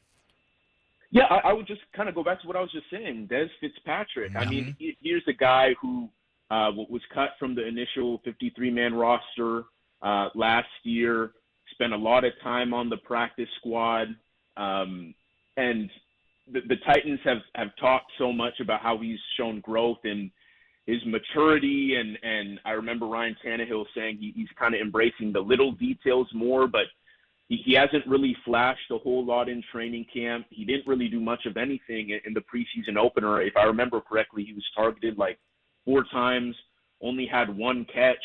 And, at first coming into training camp and with the state of the wide receiver room, I thought he was kind of a penciled-in guy. But at this point, I'm not really sure. I think he's really in a battle for like that 6th receiver spot, kind of at the bottom of the room. And so I think that the Titans really need to see something from him. And again, that kind of goes back to the quarterbacks needing to throw the ball and giving him opportunities. But Des Fitzpatrick, I think the onus is really on him, because I think guys like Terry Godwin, Reggie Roberson, even Mason Kinsey, a guy who's been with the practice squad for a while, but he continues to do well in like these training camp preseason settings. And so if Des doesn't really make that step, I'm not sure that he makes this team. So he's at least the guy on offense. He's the guy I'm really looking at. Ben Arthur has been our guest here on 104.5 The Zone.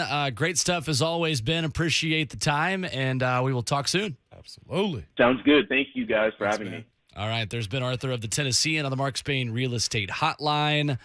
I do think Des Fitzpatrick is probably the right answer to that question.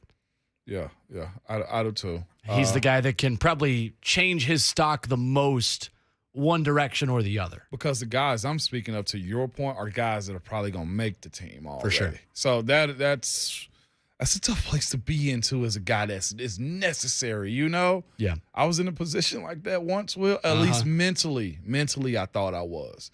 And that's a good spot to be at, though, where you feel like you're always chasing and never satisfied. You know what I'm saying? Like, I can't imagine what's going through Des Fitzpatrick's mind. Yeah. But I'm sure it's this, and players do it. They're doing the counting game, the numbers game. Question I have is, can they stash that guy on the practice squad based on the fact that they've done it once and their evaluation of him appears to be different than that of other teams? We'll see. Second-year guy, probably a little bit harder to do that this time around than it was last year. Yeah. But we'll see. One final segment of the show. We made it. Yeah. Weekend starts in, 22 minutes? That's how this works? Yeah, Not for you. Not for me. Well, no. Well, look, calling high school football feels like a weekend to me. It's fun, though. It's so much fun. Well, unless it's raining, cold. Well, yeah. Lord, Mother Nature threw about everything she had at us when Ramon and I and Lucas were up there at Lebanon High School. I was going to come out to that game. Yeah. It was 30 degrees, rainy. Oh, yeah. Sideways winds. We had no tent. We had no cover. Your boy looked out his window and went, nope. I went and bought a hot dog and put it in my pocket and held onto the foil. So you bought a hot dog in the cold weather. Do you want me to do the Costanza joke? Do it. There was shrinkage. Go to break.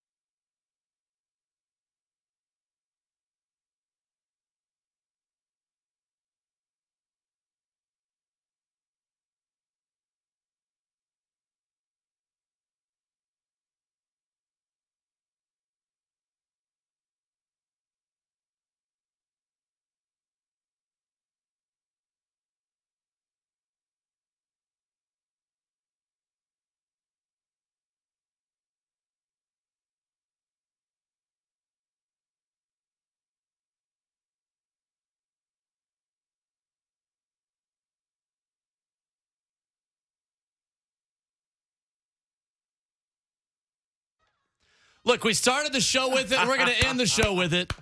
It's Friday. Act like it, please. Yeah. Come on, Shay. Ramona Will, 104.5 The Zone, powered by All Four Seasons. Special thanks to Ben Arthur, Mike Keith, Ryan Callahan, making some time for us this morning. And you degenerates in the chats, social media. Schaefer's jumping up and down. Come on, Shay. He's hitting lights over there. Look, all I hear is the song of a team that just lost a series to the world champion Atlanta Braves. I hear the walk-up music of a catcher of William Contreras, who just won a big series. How about the Braves last night? What a game. Well, look at him trying to dismiss our song, Shay. You can't do this to us. This is Edwin Diaz's song. No, really, it's William Contreras' song. You let us enjoy nice things around here, Braves Will. 3-2 last night, 3.5 games back in the NL East. Mm-hmm. Mets are doing Mets things. Beat Jacob deGrom in the process. Good game. Yeah. That will always be a baseball song to me now. Narcos? Yeah. Narco? Yeah, it will be. I broke like 2 lights. Yeah, you did. You might have turned one on. Hey, I'll tell you what. Last year, speaking of the game that I did, the high school football game I did with Ramon last year at Lebanon, Ramon goes, "You got big game music. This is the kind of game you're in locker room. You're listening to big game music." Yeah. And so I always, Mike Keith has talked about this with you guys. I know. Yeah. That he's got big game music, like riding in the car to go call a game. Yeah. You big game music. I might be rolling into a high school tonight at Gallatin High School around 4:30 p.m. blasting Narcos tonight. that Narcos is big game music. It is. I'll tell you man. So yesterday I went in through with my boys, through some BP with them. We did some long tossing. We did some field drills with a glove. So we got some glove work and everything. And at the end, my oldest had already had football practice, but my youngest, all right, come on, Miles, let's go. Yeah. Let's go run some poles. He looked like, what? I'm like, hey, only way to get into shape is work through it, okay? Conditioning, baby. And we ran some poles. We did, I think we ended up doing 3 over and backs, man. And you know what I was playing? Narcos. There you go. I was like, hey, we got to go, man. I'm conditioning my kid now to understand, look, he's from that little generation, one little brother. You're a little brother. I am also. Oh, yeah. And we just think everything's fun. Oh, yeah. We think everything's a joke. Oh, yeah, for sure. He's the YouTube kid where he want to watch the gritty. He wants to one-arm Odell catch. He don't want to just shoot the basketball. He want to fade away and do a trick shot and stuff like that. So I'm conditioning him right now to let him understand that, look, sports are serious, and you got to train. Like all the gritty stuff is fine if you work for it. That's right. That's why we ran polls yesterday. Our keys to the game are brought to you by Toyota, brought to you by your Middle Tennessee Toyota dealers. Ramon Foster, your keys tomorrow for the Tennessee Titans against the Tampa Bay Buccaneers. Keys tomorrow. Control the game. Quarterbacks, Malik and Logan. Control the game. Both of you guys. The OL protection looked good yesterday under stress against Tampa Bay. Malik, pocket awareness, huge. Logan Woodside, also pocket awareness. Your job isn't just your job. It's also to please the guys trying to make this team too. Stay in that pocket, deliver too. Des Fitzpatrick. That's right. Grayson McMath, Traylon Burks, and Kyle Phillips. That's necessary. You got one for us? I like it. Key to the game for me, I want Caleb Farley to get his hands on a football. Okay. Whether that is an interception, whether it's just a pass breakup, I think this is a confidence-boosting game for Caleb Farley. And although it may be against backup quarterbacks and there's no Tom Brady in the building, I think that doesn't necessarily matter in the context of his confidence going into a really big week against a really high-octane offense in Arizona. Mm-hmm. Arizona's going to bring a lot of speed. It's going to be a tough adjustment, I believe, for him and for this Titans defensive secondary. So I think it's important for him to be riding high and have his chest puffed out a little bit as he's walking into Arizona joint practices next week. I agree. Arizona joint practices too. That's yeah, right. I know. Quick turnaround. I know. Another second keys. You usually get a second set of keys to a car when you get one. Shout out to Toyota. Second key would be make the plays you're supposed to make. As far as wide receivers, if the ball does come your way, touches your hand, you catch it. As much as we're charging up these quarterbacks, you have to be able to do that. I'll give you a third set, too, because I actually got another set of keys in the back pocket. Okay. Offensive line. Yeah. NPF, Dylan Radins. If Aaron Brewer plays, hey, business as usual. Right. Just being Corey Levin. This is an opportunity for you, too. Like, we're looking at this situation and saying, look, Nate may not play this week. You are in the driver's seat. Take advantage of these opportunities. That's what camp is. And I'm looking at those positions specifically because they really do affect the play of the game, I think, more than you can't hide those positions, okay? Sure. So those are my keys to the game, my brethren. I love it. Fun couple days with you. Yes. And we are back at it again, 6 a.m. on Monday. Morning. Hey, good luck tonight, man. Thank you, sir. Should be fun. Week 1, high school football tonight, Mount Juliet visiting Gallatin. I will talk to you tomorrow night as well on Titans Talk Back with Kevin Dyson, immediately following Titans radio coverage. That's live on 104.5 The Zone TV, as well as we react to Titans and Bucs. Lee Company countdown to kickoff begins at 3 o'clock tomorrow afternoon. Titans radio coverage at 5, kickoff at 6 in Nissan Stadium. Hey, be safe, y'all. Enjoy it. Don't heckle them too much. And you know what that music means. That's Macho Man Todd Titans music. Yeah, we're back in Nissan Stadium tomorrow, and our guy is going to take us out into the weekend. A little bit of energy for tomorrow in Nissan Stadium. Take it away, Macho Man.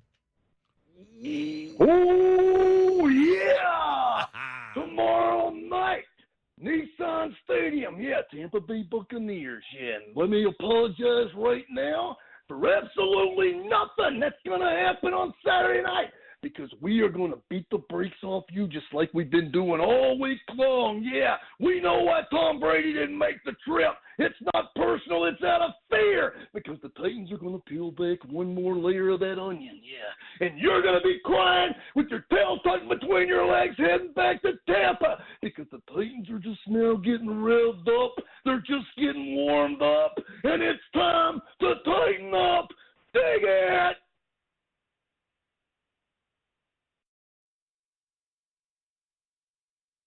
Tighten up! Gas pedal!